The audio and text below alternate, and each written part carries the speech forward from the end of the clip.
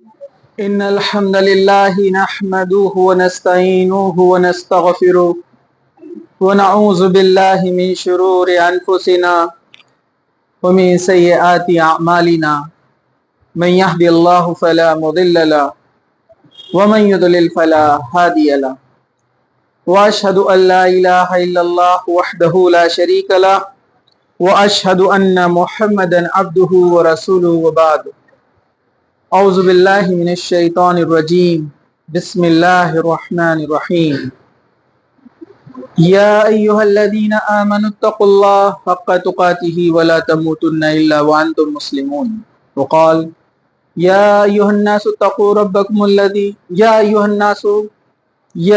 الناس اتقوا الله يا أيها الناس اعبدوا ربكم الذي خلقكم من نفس واحدة وخلق منها زوجها وبث منهما رجالا كثيرا ونساء واتقوا الله الذي تساءلون به والأرحام إن الله كان عليكم رقيبا وقال يا أيها الذين آمنوا وقولوا قولا سديدا يصلح لكم أعمالكم ويغفر لكم ذنوبكم ومن يطع الله ورسوله فقد فاز فوزا عظيما وبعد وقال النبي صلى الله عليه وسلم فإن خير الحديث كتاب الله وخير الهدي هدي محمد صلى الله عليه وسلم وشر الأمور محدثاتها وكل محدثة بدعة وكل بدعة ضلالة وكل ضلالة في النار وبعد رب اشرح لي صدري ويسر لي أمري واحلل عقدة من لساني يفقهوا قولي أما بعد تمام تعریفیں اللہ رب العزت کے لیے ہیں جو تمام جہانوں کا پالنے والا ہے۔ درود و سلام ہو ہمارے پیارے نبی محمد رسول اللہ صلی اللہ علیہ وسلم۔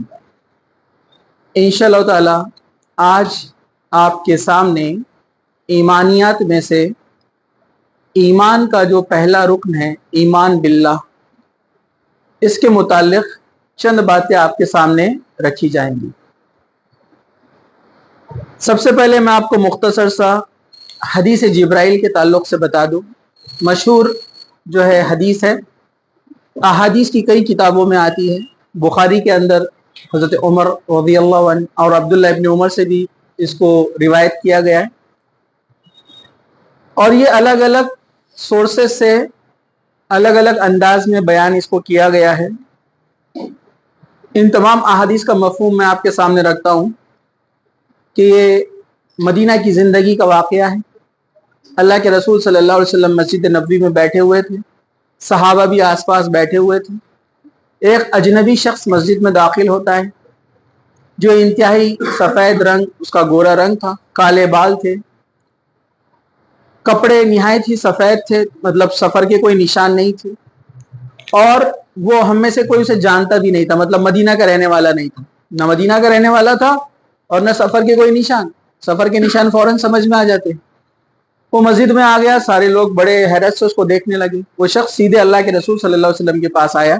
اللہ کے رسول جو ہے دو زانوں بیٹھے ہوئے تھے، جس طرح دونوں گھٹنے فولڈ کر کے ہم بیٹھتے ہیں، وہ شخص بھی دو زانوں ہو کر بیٹھا اور اپنے گھٹنوں کو اللہ کے رسول صلی اللہ علیہ وسلم کے گھٹنوں سے ملا دیا، اتنا قریب آیا، اور اللہ کے رسول کی رانوں پر یعنی مانڈیوں پر اپنے دونوں ہاتھ رکھے، اور اس نے سوال کیا اخبرنی، مجھے خبر دیجئے، من ایمان، یا محمد صلی اللہ علیہ وسلم، کہ ایمان کیا ہے، مجھے بتائیے، خبر دیجئے، سوال کیا۔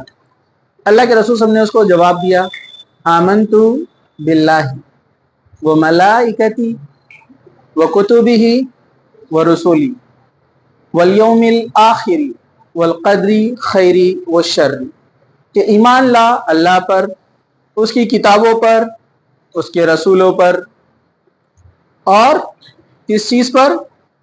کتابی و رسولی، پہلے ملائکہ کا بھی ذکر ہے، اللہ پر، اس کے فرشتوں پر، اس کی کتابوں پر، اس کے رسولوں پر، اور قیامت کے دن پر، والقدر خیر و شر، کے تقدیر کا اچھا یا برا ہونا یہ اللہ سبحانہ و تعالیٰ کی جانب سے ہے، اللہ کی طرف سے اچھا اور برا جو بھی ہوتا ہے اس میں اللہ کی مشیت ہوتی ہے۔ ادھر دیکھو، ہاں، اب یہاں پر جو ہے اللہ تعالیٰ پر ایمان، یہ 6 چیزیں یہاں پر ہمیں بیان کرتی ہے۔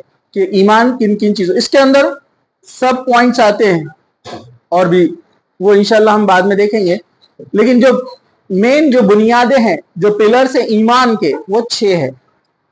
آپ کو یاد ہو گئے, آمنتو باللہ وملائکتہ وکتبہ ورسلہ والیوم الآخر والقدر خیر وشر.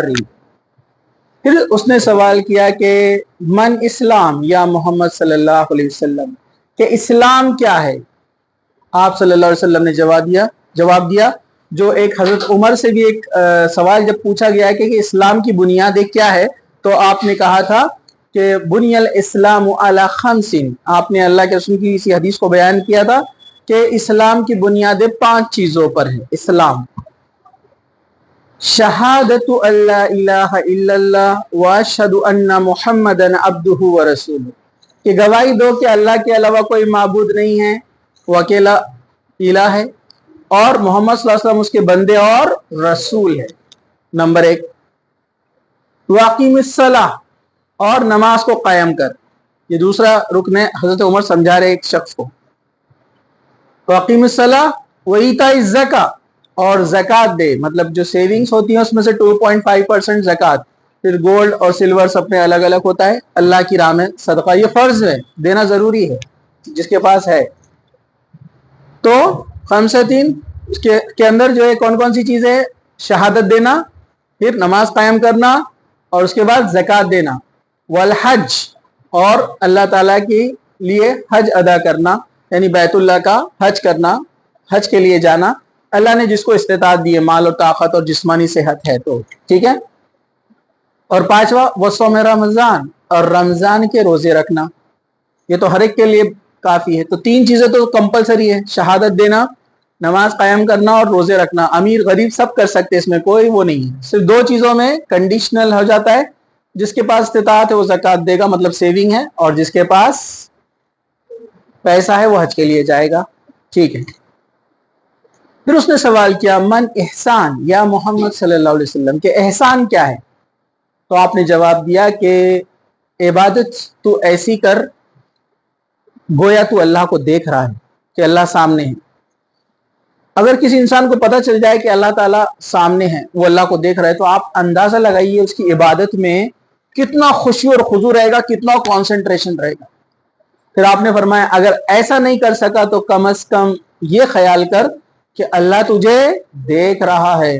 مطلب یہ کیفیت پیدا نہ ہو سکے کہ ہم اللہ کو دیکھ رہے ہیں, تو پھر کیا ایسی کیفیت پیدا کر لے کہ کم سے کم کہ اللہ تجھے دیکھ رہا ہے, یہ ڈر سے ہر گناہ سے باز آ جا. یہ ہے احسان کے درجے پر عبادت, کہ بندہ ہر کام میں اللہ سے ڈرے.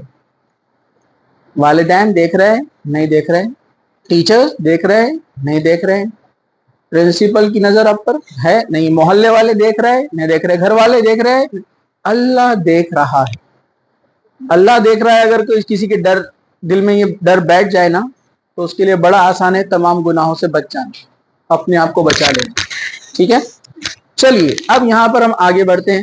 پھر اس شخص نے سوال کیا کہ قیامت کب آئیں گی, تو آپ نے چند نشانیاں بتائی کہ والدین کی نافرمانی بڑھ جائیں گی, شراب عام ہو جائیں گی, ناچنے گانے والیوں کا دورہ ہوگا.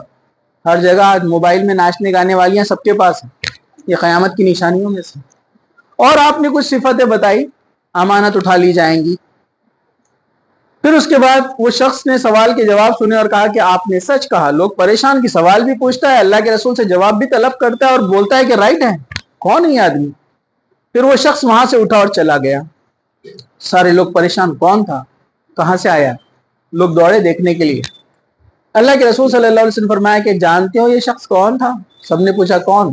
تو کہا کہ یہ جبرائیل تھے, فرشتے جبرائیل انسانی شکل میں آئے تھے. کہا کہ یہ جبرائیل تھے اور تمہیں تمہارا دین سکھانے آئے تھے. تو یہ ہے دین جو 3 چیزوں پر مشتمل ہے, ایمان, اسلام, احسان. ایمان دل کی کیفیت, دل کی حالت ہوتی ہے, اس کو کوئی نہیں جانتا اللہ کے علاوہ کہ کس کا ایمان کتنا اونچا ہے کتنا کم ہے.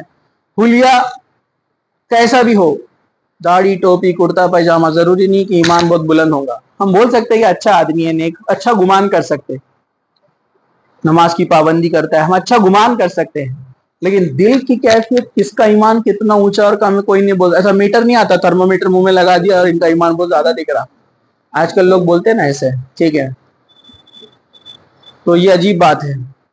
تو ایمان دل کے اندر ہوتا ہے. اسلام پریکٹیکل ہے. شہادت دیں گے, گواہی دینا پڑیں گی لوگوں کے سامنے, پریکٹیکل. نماز پڑھیں گے, 5 ٹائم مسجد میں جانا آنا ہے, عورتیں گھر میں پڑھیں گی, پریکٹیکل. دکھ رہا ہے سب کو, یہ پریکٹیکل چیز ہے. زکات دے رہے ہیں, پریکٹیکل. روزے رکھ رہے ہیں, پریکٹیکل, صبح سے شام تک. حج کر رہے ہیں, پریکٹیکل, صبح آپ دیکھ رہے ہیں پورا. تو ایمان تھیوریٹیکل دل میں ہے, اسلام پریکٹیکل دکھ کر آتا ہے. اور احسان یہ عبادت کا اونچا درجہ ہے. محسنون جس کو بولتے ہیں, مسلمون جو اسلام لے کر آئے, مومنون جو تقوی میں اور آگے بڑھے, محسنون جو اس کے احسان کے درجے کو اور اونچا پہنچ گئے. تو یہ ہے. اور آپ نے فرمایا جبرائیل تھے اور تمہیں تمہارا دین سکھانے آئے تھے. تو یہ ہے دین کی بنیادی چیزیں, اور اس میں سے اکثر لوگوں کو یاد نہیں ہے, اور یاد ہے تو عمل نہیں ہے. یہ بڑی عجیب بات ہے, اس لیے ہم نے اس کو یہاں پر شروعات کی. اور اللہ تعالیٰ نے قرآن مجید میں کہا کہ لوگ ایمان تو لاتے ہیں لیکن اکثر ان میں شرک کرتے ہیں. بل اکثرہم مشرکون, اکثریت مشرک ہے. مطلب کہیں نہ کہیں کچھ لوگ ایسے عمل کر دیتے ہیں جو شرک ہے, لیکن اللہ کے رسول صلی اللہ علیہ وسلم نے اپنی 23 سالہ زندگی میں صحابہ کو ان تمام شرک سے پاک کر دیا. اس لیے کہتے ہیں قرآن کو پڑھیے, تفسیر سے پڑھیے, آپ کو پتہ چلے گا شرک کیا ہے, توحید کیا ہے. یہ بہت اہم ہے.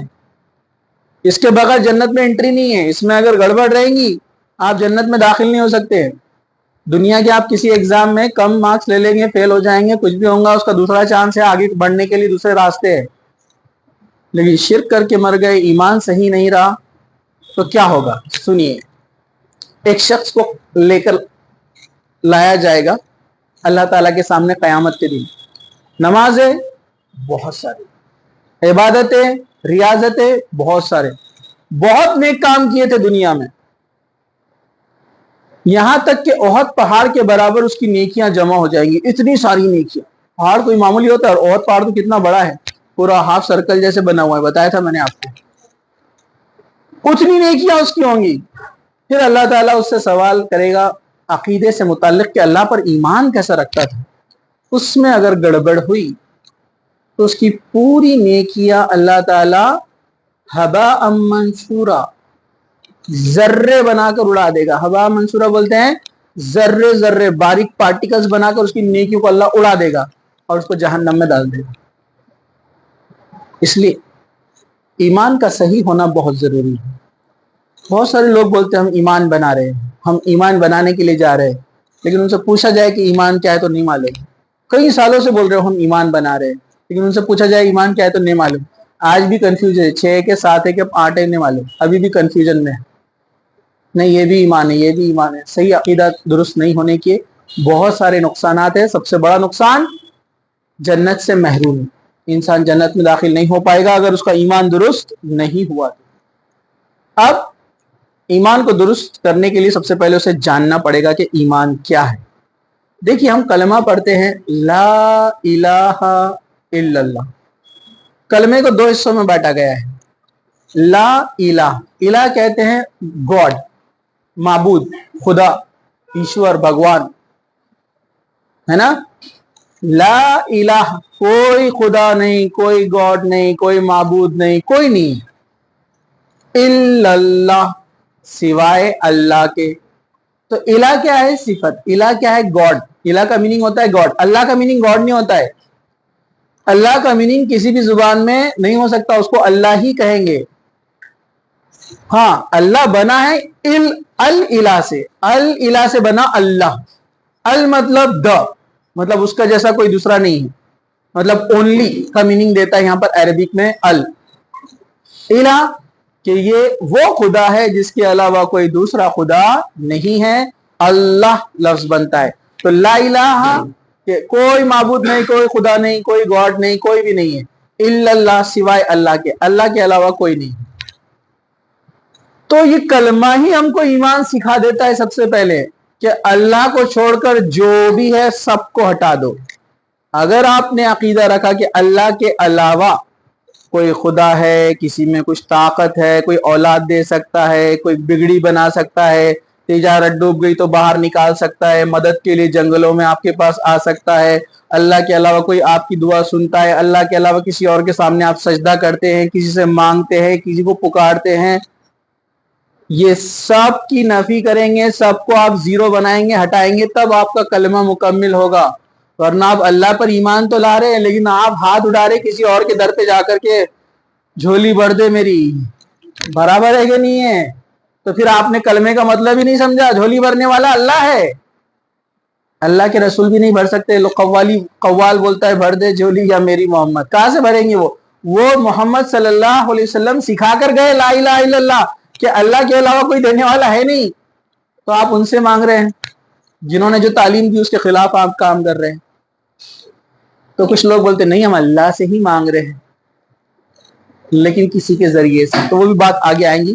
چلیے سب سے پہلے ہم یہاں پر بات کرتے ہیں ایمان کی، اور ایک اہمیت سمجھنے کے لیے اللہ تعالیٰ نے قرآن مجید میں سورہ بقرہ آیت نمبر 177، سورہ بقرہ آیت نمبر 177 اللہ تعالیٰ فرماتا ہے لیس البر ان تولوا وجوہکم قبل المشرق والمغرب ولکن البر من آمن باللہ والیوم الآخر والملائکۃ والکتاب والنبیین۔ نیکی یہ نہیں ہے کہ اپنا رخ تم مشرق کی طرف کرو یا مغرب کی طرف کرو، بلکہ اصلی نیکی یہ ہے کہ کوئی شخص اللہ پر ایمان لائے، قیامت پر ایمان لائے، فرشتوں پر، اس کی کتابوں پر، اس کے نبیوں پر ایمان لائے۔ اور حدیث میں تقدیر کا بھی ذکر ہے، دوسری آیت میں تقدیر کا ذکر آتا ہے، ٹھیک ہے، 6 چیزوں کا ذکر کیا گیا ہے، یہاں 5 کا ہے، ایک الگ جگہ پر ایک آتا ہے۔ آیت کو غور کیجئے، اللہ تعالیٰ نے کہا کہ نیکی یہ نہیں کہ تم مشرق کی طرف منہ کرتے ہو، مغرب کی طرف منہ کرتے ہو، مطلب جو ہمیں خانہ کعبہ کی طرف منہ کر کے عبادت کرنے کا حکم دیا گیا نا، یہ اللہ کا حکم ہے، سب اسی ڈائریکشن میں عبادت کریں گے، لیکن اس کے بغیر اگر آپ نے جانتے بوجھتے خانہ کعبہ کی طرف دوسری طرف عبادت کرنے کا سوچا تو آپ کی عبادت ہوں گی کیا؟ نہیں ہوں گی۔ ہاں جنگل میں ہے، رخ کا پتہ ہی نہیں ہے، تو اللہ تعالیٰ فرماتا ہے پھر آپ تم کدھر بھی رخ کرو، اللہ ہر جگہ ہے، کیونکہ اب مجبوری ہے نا، لیکن جب آپ مجبوری نہیں رہیں گی تو سنت پر عمل کریں گے۔ مطلب کتنی بڑی نیکی ہے کہ آپ مغرب یعنی خانہ کعبہ کی طرف دیکھ کر عبادت کرتے ہیں، لیکن اللہ تعالیٰ فرما رہا ہے کہ نیکی اس میں نہیں ہے۔ اس کا مطلب یہ نہیں کہ نیکی اس میں نہیں مطلب کہیں بھی منہ کر کے پڑھو، نہیں، مطلب مجبوری میں جب رخ پتہ نہیں چلے گا آپ کہیں بھی پڑھ سکتے ہیں، سمجھا آپ کو؟ لیکن اللہ تعالیٰ کیا فرما رہا ہے؟ نیکی اس میں نہیں ہے۔ اس کا بولنے کا مطلب کیا ہے؟ اس کا بولنے کا مطلب کیا ہے؟ آپ ٹوپی پہنو امپورٹنٹ نہیں ہے، آپ جھبا پہنو امپورٹنٹ نہیں ہے، رومال ڈال کر گھومو امپورٹنٹ نہیں ہے، آپ کہ داڑھی رکھو کیا یہ پھر چھوڑ دینا؟ نہیں، یہ تو آپ کو رکھنا ہے، سنت ہے اور ضروری سنت ہے، اہم ہے، لیکن اصلی نیکی کیا ہے اللہ تعالیٰ فرما رہا ہے؟ کچھ لوگ غلط میننگ لیتے وہ بھی میں آپ کو بتاؤں گا۔ اللہ تعالیٰ فرما رہا ہے اصلی نیکی تو یہ ہے کہ تم اللہ پر ایمان کیسے رکھتے ہو۔ مطلب بہت سارے لوگ ٹوپی داڑھی کرتا پائجامہ ہے لیکن لوگوں کو دھوکہ دیتے کاروبار کے اندر، ہے نا، لوگوں کو دھوکہ دیتے ہیں، چیٹ کرتے ہیں، برائی کے کام کرتے ہیں، ایمان کمزور اس لیے کام کر رہے ہیں۔ کچھ لوگ دکھنے میں بڑی بڑی ٹوپیاں اوپر تک چھت کو ٹچ کر رہی ہے، لمبی لمبی ٹوپیاں ہیں، لیکن قبروں پہ سجدے کر رہے ہیں، تو ایمان صحیح نہیں ہے۔ آپ کی ٹوپی کیا کام کی؟ آپ کا امامہ اور آپ کی پگڑی کیا کام کی؟ آپ کی بڑی داڑھی کیا کام کی؟ آپ اللہ کے علاوہ دوسرے سے مانگ رہے آپ پر۔ تو اللہ تعالیٰ فرما رہا ہے کہ نیکی اصل کیا ہے؟ تم اللہ پر ایمان لاؤ، اور کیسا ایمان لاؤ؟ جیسے صحابہ نے اور اللہ کے رسول نے بتایا اور صحابہ نے عمل کیا، اور قیامت کے دن پر ہی چیزوں کا ذکر کیا گیا ہے، ٹھیک ہے۔ تو نیکی اصل ہے آپ کا ایمان کا پہلے سدھار ہونا، پھر اللہ کے رسول کی سنت کے مطابق اس پر زندگی گزارنا۔ لیکن کچھ لوگ اس کے غلط معنی میں یہ نہ پڑ جائے کہ ہمارا ایمان تو بہت اچھا ہے، ہم برقع نہیں بھی پہنے تو چلتا، پردہ نہیں بھی کرے تو چلتا، نیکی اس میں نہیں ہے، اللہ ہم کو سر نے بتا دیے۔ نہیں، یہ بتایا جا رہا ہے کہ مین پلر جو ہے وہ ایمان ہے، لیکن اب اس کو مکمل کرنے کے لیے آپ کو اللہ کے رسول کے بتائے ہوئے طریقے پر زندگی گزارنا پڑے گی، ورنہ پھر قرآن کی وہ آیتیں جتنی ہیں اِلَّا الَّذِينَ آمَنُوا وَعَمِلُوا الصَّالِحَاتِ، جو ایمان لائے اور نیک کام کیے انہی کے لیے جنت ہے. مطلب ایمان لانے کے بعد نیک عمل کرنا ضروری ہے. پھر آپ بولیں گے اس کا مطلب کیا ہے جو میں نے ابھی بیان کیا؟ اس کا مطلب یہ کہ سیکوینس کو الٹا مت کرو. مطلب خوب نیکیاں کر رہے لیکن ایمان ہی نہیں ہے تو پھر آپ کو کوئی فائدہ نہیں ملے گا. سمجھا آپ کو؟ ایمان لا لیا اور نیکیاں نہیں کر رہے تو بھی فائدہ نہیں ہے. ارے سمجھا کیا آپ کو؟ مطلب اللہ تعالیٰ فرما رہا ہے سیکوینس فالو کرو. سیکوینس کیا ہے؟ پہلے ایمان اچھے سے پورا خالص پیور بناؤ اس کو کہ اس میں کوئی گڑبڑ نہیں ہونا, ملاوٹ نہیں ہونا, خالص ہونا.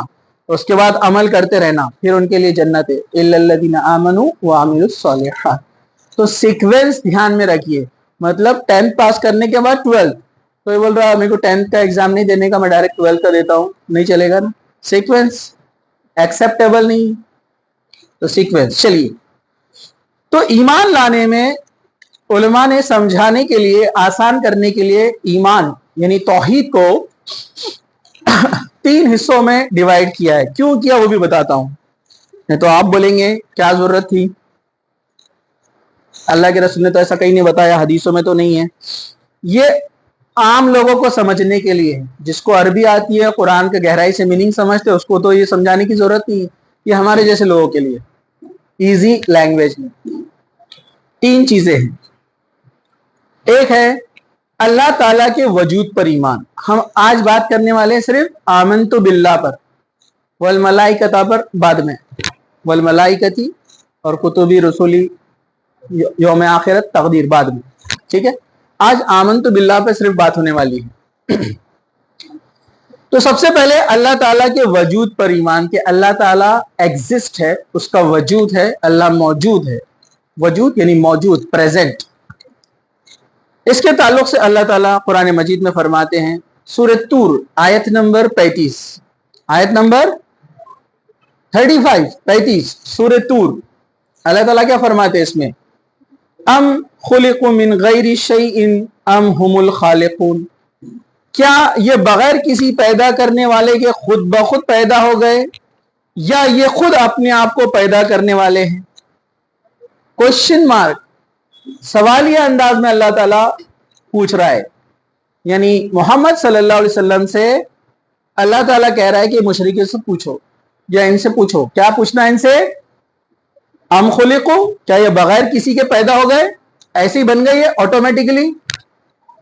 ایک بگ بینگ تھیوری ہے, وہ بولتی ہے کہ پرائمری پہلے ایک دھماکہ ہوا اور اس سے پوری کائنات وجود میں آئی. وہ دھماکہ کیسے ہوا کسی کو نہیں معلوم. ایک نئی theory I, creation from zero بول کے, کہ پہلے ہر چیز زیرو تھی, اور انہوں نے میتھمیٹیکل کیلکولیشنز کی اور کہا کہ پہلے ہر چیز زیرو تھی, اس کے بعد خود سے وہ چیز ایگزسٹ ہونا شروع ہوئی. اس سے پتہ چلتا ہے کہ گاڈ نہیں ہے. یہ تو اور خطرناک چیز ہے, یہ تو اور سمجھا رہی کہ گاڈ ہے. مطلب سائنٹسٹ لوگوں کا بھی کبھی کبھی دماغ نہیں چلتا ہے. مطلب ایک نئی تھیوری آئی کہ وہ بولتی ہے کہ اگر ہم میتھمیٹیکلی کیلکولیٹ کر کے جائیں گے تو یونیورس شروعات میں کیا تھا؟ زیرو. مطلب کچھ نہیں تھا اور پھر بنا. تو ہم بھی تو وہی بولتے, کچھ نہیں تھا پھر بنا, کیونکہ پہلے تو صرف ایک ہی تھا, الاول یعنی اللہ تھا. اس نے تو کچھ نہیں سے کچھ بنایا, اس لیے تو ہم اس کو بولتے کریٹر. کوئی چیز موجود ہے اور اس سے کوئی چیز ڈبل سے بنائی جا رہی ہے, وہ تو انسان بھی کرتے ہیں نا, ایک چیز سے دوسری چیز بناتے ہیں, ریکریشن. جب کچھ نہیں تھا تب اللہ تعالیٰ نے اس چیز کو بنایا, اس کائنات کو. تو کوئی چیز خود سے نہیں بنتی. مطلب اگر آپ کوئی بولے کہ نہیں میں نہیں مانتا, تو اس کو بولنا کہ ایک گھڑی ہے, بولنا یہ برابر ٹائم پہ چلتی ہے. تم کو معلوم کرنا ہے گھڑی کیسے بنی؟ وہ بولے گا کیسے؟ بولنا میں جنگل میں جا رہا تھا, میں نے دیکھا کہ اچانک زمین میں سے پلاسٹک نکلا, اور ادھر پہاڑ کے پاس سے کچھ میٹل نکلا, پھر کچھ مٹیریل دوسرے فائبرز وغیرہ آئے, اور ایک جگہ مل کر جو ہے گیلیکسی واچ تیار ہوگی. تو بولیں گا صبح سے معیش ملا تھا کیا؟ سامنے والا کیا بولے گا, اور دوسرا کوئی ملا نہیں کیا؟ پھر آپ اس کو بولنا نہیں یہ کئی سالوں کے بعد ہوا ایسا, 1000 سال کے بعد ہوا ایسا, 1000 سال پہلے وہ پروسیس شروع ہوا تھا, اس کے بعد گیلیکسی واچ تیار ہو گئی. بولیں گا ایسا نہیں ہو سکتا, اتنا چھوٹا میکینزم ہے اس گھڑی کا, یہ خود سے نہیں بن سکتی. ہم اتنے کمپلیکیٹڈ میکینزم سے بنے ہیں کہ at a time thousands of reaction ہمارے باڈی میں چلتے ہیں. ہم کیا ایسے ہی بن گئے؟ کوئی نہ کوئی بنانے والا ہے. تو اللہ تعالیٰ سوال کر رہا ہے کہ ذرا سوچو, کیا یہ خود ہی پیدا ہو گئے کسی پیدا کرنے والے کے بغیر؟ یا انہوں نے خود اپنے آپ کو بنا لیا؟ پوچھو، اللہ تعالیٰ کوشچن پوچھ رہا ہے. تو یہ ہر ایک کو سمجھ میں آتا ہے، شیطان سمجھنے نہیں دیتا ہے. تو اللہ تعالیٰ موجود ہے. اس کے اور بھی دلائل ہیں، ہم کبھی انشاءاللہ اس کے اوپر لاجیکلی بحث وغیرہ کریں گے. چلیے آ جائیے کہ اللہ تعالیٰ موجود ہے. ہر مذاہب کے لوگ اس کو مانتے ہیں. سائنٹسٹ کی بھی آدھے سے زیادہ 50% اگر آپ دیکھیں گے تو سائنٹسٹ ایسے ہیں جو بلیو کرتے ہیں کہ گاڈ ہے. آدھے جو نہیں مانتے ان کی باتوں میں دم نہیں ہے، سر پیر نہیں ہے، سائنٹیفکلی بھی دم نہیں ہے. وہ اپن انشاءاللہ کبھی بعد میں بات کریں گے. چلیے دوسرا ہے اللہ تعالیٰ کے رب ہونے پر ایمان، کہ اللہ تعالیٰ تو ہے لیکن وہ ہمارا رب ہے. رب کہتے ہیں کس کو؟ رب کہتے ہیں پیدا کرنے والا اور پوری ضروریات پوری کرنے والا اور خاتمے تک لے جانے والا. اس کو کہتے ہیں رب. پالنے والا مطلب اس نے ہم کو پیدا کیا، کھلاتا ہے، پلاتا ہے، دنیا میں جتنی ضرورت ہے، جتنی نیڈ ہے وہ سب پرووائڈ کرتا ہے. آپ دیکھیں نا، ہوا، بارش، یہ سب انسان کی خدمت کے لیے. جانور انسان کی خدمت کے لیے.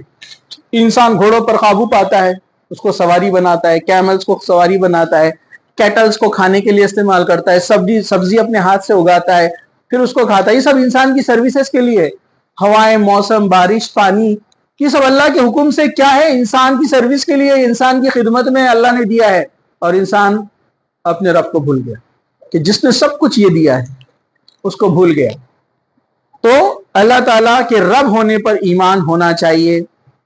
جیسے اللہ تعالیٰ سورہ زخرف آیت نمبر 9 میں فرماتے ہیں وَلَئِن سَأَلْتَهُمْ مَنْ خَلَقَ السَّمَاوَاتِ وَالْأَرْضَ لِيَقُولُنَّ خَلَقَهُنَّ الْعَزِيزُ الْعَلِيمُ. اور اگر آپ ان سے دریافت کریں کہ آسمان اور زمین کو کس نے پیدا کیا تو یہ لوگ جواب دیں گے اللہ تعالیٰ نے پیدا کیا. یہ سوال کس سے ہو رہا ہے؟ اللہ تعالیٰ محمد صلی اللہ علیہ وسلم سے کہہ رہا ہے کہ ان مشرکین سے پوچھو، یہ جو آپ کی بات نہیں مارے، ان سے پوچھو کون ہے یہ زمین اور آسمان کو پیدا کرنے والا. تو یہ لوگ جواب دیں گے اللہ. آپ کو پتا ہے مشرکین اللہ پر ایمان رکھتے تھے، اس لیے تو اللہ کے رسول کے والد کا نام کیا تھا؟ عبداللہ، کیونکہ دین ابراہیم پہ تھے نا، جانتے تھے کہ اللہ سب کچھ کرنے والا ہے. اسی طرح آپ عیسائیوں سے پوچھیں گے آپ اللہ پر یقین کرتے ہیں، گاڈ پر، تو بولیں گے ہاں یقین رکھتے ہیں. اس لیے تو بولتے ہیں وہ تین میں کا ایک خدا ہے، صرف یہ شرک کرتے ہیں. جیسے مشرکین اللہ کو مانتے تھے لیکن وہ 360 بتوں کو کیا سمجھتے تھے؟ ان کے ذریعے ہم اللہ تک پہنچتے، لیکن اللہ پر یقین تھا ان کا، ہے کہ اللہ ہے.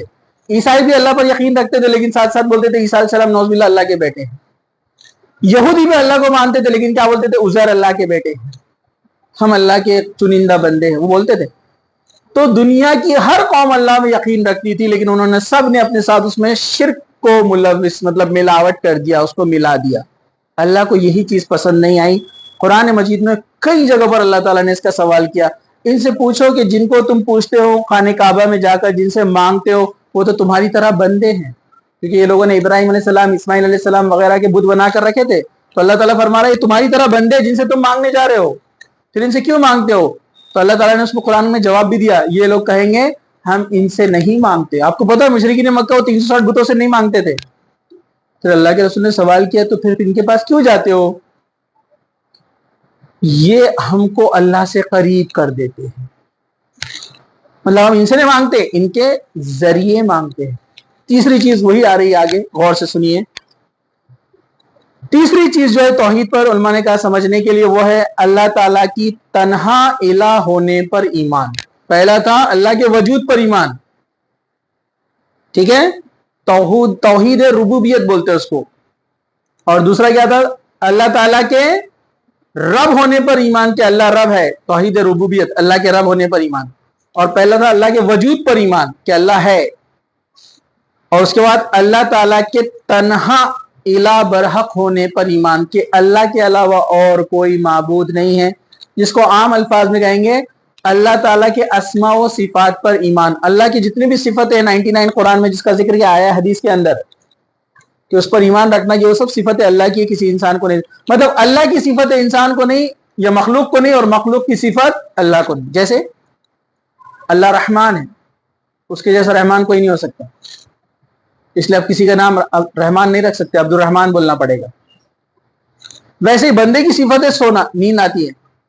اللہ تعالیٰ کو نیند نہیں آتی ہے، اونگ بھی نہیں آتی ہے. لا تأخذ سنۃ वला नौ, ना उसको नींद आती है ना ऊँग आती है।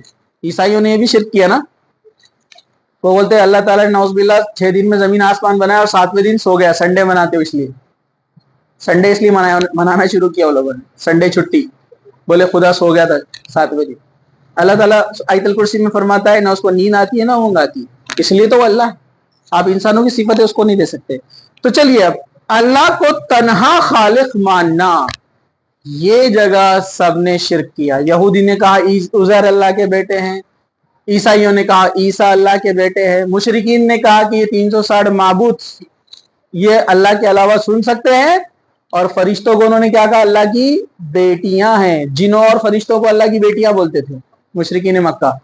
तो सब ने, दुनिया की जितनी कौमें, उन्होंने शिर्क किया। इसलिए मोहम्मद रसूलुल्लाह सल्लल्लाहु अलैहि वसल्लम आए और उन्होंने समझाया कि अल्लाह के अलावा और कोई खुदा नहीं है, ना उसकी आल है ना औलाद है। सूरह इखलास आप पढ़ सकते हैं। अल्लाह ताला ने सूरह बकरा आयत नंबर 21 में फरमाया, या अय्युहन्नासु उब्दू रब्बकुमुल्लज़ी खलक़कुम वल्लज़ीना मिन क़ब्लिकुम, ऐ लोगों अपने रब की इबादत करो जिसने तुमको पैदा किया और तुमसे पहले के लोगों को भी पैदा किया। तो अब यहाँ दो टोक अंदाज में अल्लाह ताला फरमा रहा है कि इबादत सिर्फ किसकी होगी, इबादत किसकी होगी, सिर्फ अल्लाह की होगी। इबादत किसकी होगी, सिर्फ अल्लाह की होंगी। मतलब आप अल्लाह के अलावा ये यकीन बिल्कुल नहीं रखेंगे, आपका ईमान बिल्कुल नहीं होगा कि अल्लाह के अलावा भी किसी के सामने सजदा हो सकता है, नहीं। अल्लाह के अलावा आपकी कोई मुराद पूरी कर सकता है, नहीं। अल्लाह के अलावा किसी और के सामने आप झुक सकते हैं, नहीं। अल्लाह के अलावा किसी और में ताकत है जो आपको फायदा दे सके, नहीं। अल्लाह के अलावा किसी और में ताकत है जो आपको बुराई में मुब्तला कर सके, नुकसान में, मुसीबत में मुब्तला कर सके, नहीं। हर चीज का करने वाला कौन है, जिसने पैदा हमको किया कौन है, अल्लाह है। रिस्क देने वाला कौन है, अल्लाह है। औलाद देने वाला कौन है, अल्लाह है। बिगड़ी बनाने वाला कौन है, अल्लाह है। हर चीज का करने वाला कौन है, अल्लाह है। और मौत देने वाला भी अल्लाह है। फिर हमको मरने के बाद उठाकर खड़े करेगा, वो कौन है, अल्लाह है। और जिसके सामने जाकर हमको हमारा हिसाब व किताब देना है, वो भी कौन है, अल्लाह है। फिर उसके बाद वो हमको हमेशगी की एक जिंदगी देने वाला है, वो कौन है, अल्लाह है। ये है अल्लाह पर ईमान रखना कि उसके अलावा कोई नहीं है। तमाम चीजों में दुआ मांगेंगे अल्लाह से मांगेंगे, डायरेक्ट मांगेंगे। तो ये है तीसरा ईमान। तो पहला अल्लाह के वजूद पर ईमान, दूसरा उसकी रुबूबियत पर कि वो रब है, उस पर ईमान, तीसरा वो तन्हा इलाह है, उसके अलावा कोई नहीं है। ये बात कि खुदा 2, 3, 4 नहीं होते। हमने ईसा अलैहि सलाम की स्टोरी के अंदर पूरा देखा कि लोगों ने कैसे शिर्क किया, ईसाइयों ने। जब वक्त मिलेगा दूसरी कौमों का भी जिक्र इंशाअल्लाह ताला आएगा। इसके ताल्लुक से बहुत सारी आयतें हैं, और अल्लाह ताला ने इसी वजह से, अल्लाह ताला ने इसी वजह से, सिर्फ इस तीसरी जो बात हो रही है कि अल्लाह के अलावा कोई इला नहीं है, बस इस वजह से अल्लाह ताला ने मक्का के रहने वाले मुशरिकीन को मुशरिकीन कहा, और क़यामत तक कुरान में उनको मुशरिकीन कहा जाएगा। हालांकि वो अल्लाह को मानते थे, खाने काबा का तवाफ करते थे, हाजियों को पानी पिलाते थे, हाजियों की खिदमत करते थे, लोगों को बुराई से रोकते थे, नेक काम करते थे, उनमें अच्छे लोग भी थे। लेकिन उनकी एक भी इबादत कबूल नहीं हुई, क्योंकि वो अल्लाह के अलावा कोई और भी है, ताकत रखता है, ये ईमान रखते थे। बस यही वजह से उस चीज ने उनको क्या बना दिया, मुशरिक, शिर्क करने वाले। आज भी कोई मुसलमान कलमा तो पढ़ता है ला इलाहा इल्लल्लाह, लेकिन मांगता है अल्लाह के अलावा किसी और से, अल्लाह के अलावा किसी और के सामने सर झुकाता है। झाड़, पहाड़, कब्र, जिंदा, मुर्दा, चांद, सूरज, वली, पीर, बुजुर्ग, किसी के सामने जाकर झुकता है और उनसे मांगता है और उस पर यकीन रखता है कि ये देने की ताकत रखते हैं। उसने शिर्क किया। इसको कहते हैं कलमा गो मुशरिक। कलमा तो पढ़ते हैं लेकिन शिर्क करते हैं। तो ऐसे लोगों का भी कोई इबादत कबूल नहीं की जाएंगी। इसलिए खालिस ईमान को खालिस करना बहुत जरूरी है। इसलिए यहां पर आपके सामने ये चीजें बताई जा रही है। और इसके लिए जो शराइत है कि एक बंदा खालिस शदीद मोहब्बत अल्लाह से करे। मोहब्बत किसे कहते हैं, हम फिल्मों में सीखते हैं मोहब्बत किसे कहते हैं, है ना, ये बेहुदा चीजें सीखते हैं हम, गंदगी चीजें। آج کل ٹی وی کی مثال ایسی ہو گئی ہے اور موبائل کی مثال. ایک بہت اچھا امیج آیا تھا کچھ دن پہلے, میں نے اس کو ڈاؤن لوڈ کیا تھا. ایک آدمی ہے بیچارہ ٹٹی کر رہا ہے, مطلب کارٹون تھا, اس میں سب کچھ بنایا نہیں تھا امیج, آپ کچھ مت سوچیے, ٹھیک ہے, کارٹون جیسا تھا, بیچارہ کپڑے پہنا ہوا تھا پورے, ہاں ٹھیک ہے, اس کے پیٹ پہ لکھا ہوا تھا ٹی وی اینڈ موبائل, اور اس کی ٹٹی گر رہی ہے تو نیچے کچھ لوگ کھڑے ہوئے, سب کے سر پہ کوموڈ لگا ہوا ہے, اس کے اندر گر رہی ہے, اور یہاں پر لکھا ہوتا ہے یہ نیو جنریشن, یہ نوجوان ہیں جو ٹی وی اور موبائل کی ٹٹی اپنے اندر لے رہے ہیں. مطلب وہ غلاظت جو پھیلا رہے ہیں, کون پھیلا رہے ہیں غلاظت؟ میڈیا. وہ غلاظت کو یہ لوگ اپنے سر میں لے رہے ہیں. بہت ہی میننگ فل امیج تھا وہ, میں آپ کو کبھی بتاؤں گا, مطلب وہ بیہودہ نہیں ہے وہ, لیکن اس سے امیج سے سمجھ میں آتا ہے کہ واقعی میں آج کے دور میں ایسے ہی چل رہا ہے, ہم لے رہے ہیں اس چیز کو. یہ پڑھنے کا ٹائم کا ہے ہمارے پاس, قرآن گھر میں نکال کر پڑھنے کا ٹائم کا ہے, ٹرانسلیشن پڑھنے کا ٹائم کا ہے ہمارے پاس, برابر ہے کہ نہیں ہے؟ چلیے, رات میں وہی بہت سارے سروے رپورٹ دیکھتے بیٹھا تھا میں انٹرنیٹ پہ, تو ایک سے ایک عجیب عجیب چیزیں. چلیے ہم آگے بڑھتے ہیں, اس کو ہم کبھی بعد میں ڈسکس کریں گے. محبت کا مطلب ہوتا ہے کہ ایک بندہ جس سے محبت کرتا ہے اس کے لیے سب کچھ کر گزرتا ہے, اور وہ محبت اللہ سے ہونی چاہیے, وہی خالص اور اصلی محبت ہے. اس کے علاوہ جو محبتیں لوگوں نے پیدا کی ہے وہ سب شیطانی چالیں ہیں. یہاں تک کہ اللہ تعالیٰ نے قرآن میں اور حدیث میں ذکر کیا ہے کہ یہ جو مال سے اور اولاد سے اور بیوی بچوں سے محبت ہے, یہ بھی انسان کو کبھی کبھی گناہ کی طرف لے کے جاتی ہے نا. شدید محبت بچوں سے, تو بچے کی غلطی پر بھی اس کو اپن کچھ نہیں بول رہے ہیں, اس کے حرام کام کرنے پر بھی اس کو نہیں روک رہے ہیں, ہے نا. بچہ غلط کام کر رہا ہے تو بھی نہیں روک رہے, محبت. تو بقیہ جتنی بھی محبتیں ہیں یہ کیا ہے؟ باطل ہے, مطلب ناحق محبت ہے. یہ سب نقصان میں لے جانے والی محبت ہے. اولاد کے لیے والدین رشوت لے رہے ہیں, دھوکہ دے رہے ہیں, پیسہ کما رہے, بچہ اچھا پڑھے گا, میرا بچہ بہت اچھے بڑے اسکول کالج میں پڑھے گا, غلط طریقوں سے پیسہ کما رہے, تو یہ فتنہ ہے. اولاد, بیوی فتنہ ہے اگر وہ نیک نہیں ہے, لیکن اگر وہی بیوی نیک ہے تو دنیا کا سب سے اچھا سامان, حدیث میں آیا ہے دنیا میں سب سے بہترین چیز اگر کسی کو مل جائے تو وہ نیک بیوی ہے. نیک بیوی دنیا کی سب سے بہترین چیز ہے. اللہ کے رسول نے فرمایا پوری دنیا میں ساری چیزوں کو ایک جگہ رکھ دو اور نیک بیوی ایک طرف, اور اس کا بہت شارٹیج ہے ابھی. نیک بیوی ہے الحمدللہ, لیکن آپ دیکھیں گے اکثر مائیں کہاں بیٹھی ہوئی ہے؟ موبائل میں. ٹاپک الگ ہے, بعد میں انشاءاللہ کبھی دیکھتے ہیں. لیکن اللہ تعالیٰ سے جو محبت ہے وہ اصلی محبت ہے, وہ جو ہے سچائی پر مبنی ہے, وہ حق ہے اور وہ ٹروتھ ہے کہ ایک بندہ. اور یاد رکھیے محبت میں سب سے افضل, سب سے پہلا جو درجہ ملے گا وہ کس کو ملے گا؟ اللہ تعالیٰ کو. آپ کے دل میں سب سے زیادہ محبت کس کی رہیں گی؟ اللہ تعالیٰ کی محبت رہیں گی. ٹھیک ہے,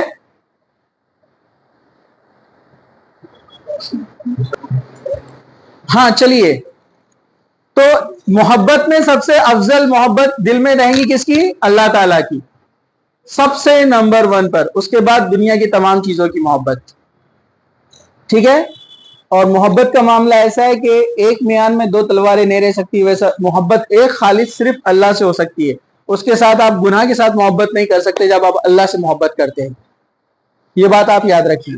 چلیے اب اس کے کچھ تقاضے ہیں. اللہ تعالیٰ نے سورہ بقرہ آیت نمبر 165 میں کہا والذین آمنوا اشد حبا للہ, مومن تو وہ ہے جو محبت میں اللہ سے شدید ہوتے ہیں. مومن کی پہچان سب سے زیادہ محبت کس سے کرتا ہے؟ وہ اللہ سے محبت کرتا ہے, وہ اس کا ایمان ہے. مطلب اس کو اللہ سے اتنی محبت ہے, اس کو پتا ہے کہ اللہ میرا رب ہے اور مجھ سے محبت کرتا ہے, میں اللہ سے محبت کرتا ہوں اور مجھے دعا بھی اللہ سے مانگنا چاہیے, اللہ کے علاوہ میں کسی کے سامنے ہاتھ, کیونکہ اس کو پتا ہے مجھے اللہ سے خالص محبت ہے, اللہ مجھے دے گا, دوسرے نہیں دیں گے. دنیا میں دھوکہ ہے, سب ٹیمپرری اور ختم ہونے والی چیزیں. اللہ سے شدید محبت سے مراد یہ بھی ہے کہ کوئی آپ کو گناہ کا آفر دے رہا ہے اور آپ بولیں گے نہیں مجھے اللہ سے محبت ہے اور اللہ نے اس سے منع کیا ہے. آج کل نوجوان لڑکے لڑکیوں میں جو چل رہا ہے نا, آج کل تھوڑا ماحول تو اور زیادہ تیزی سے بگڑ گیا. پہلے لڑکے بھاگتے تھے لڑکیوں کے پیچھے, ہے نا, مجھے آپ سے کچھ کہنا ہے. बराबर है कि नहीं? हाँ, तो ऐसी सूरत आपके साथ हो जाए तो आप कहना कि हमें कुछ नहीं सुनना है, क्योंकि अल्लाह से मोहब्बत की निशानी है कि बंदा गुनाह के कामों में नहीं पड़ता है। आप बोलेंगे ये गुनाह है, ये हराम है, बिल्कुल इसकी अल्लाह ने इजाजत नहीं दी, और तभी आप मोमिन कहलाएंगे। सेम आपके साथ भी वही मामला रहेगा। आजकल हो रहा है उल्टा। पहले किसी जमाने में था सिर्फ लड़के लड़कियों के पीछे भागते थे, अभी ऐसा हो रहा है कि लड़कियां भी लड़के के पीछे भाग रहे हैं। वो फला बोले हमको बड़े अच्छे लगते बोले मुझे बच्चों से फीडबैक आते रहते, मालूम पड़ते रहता।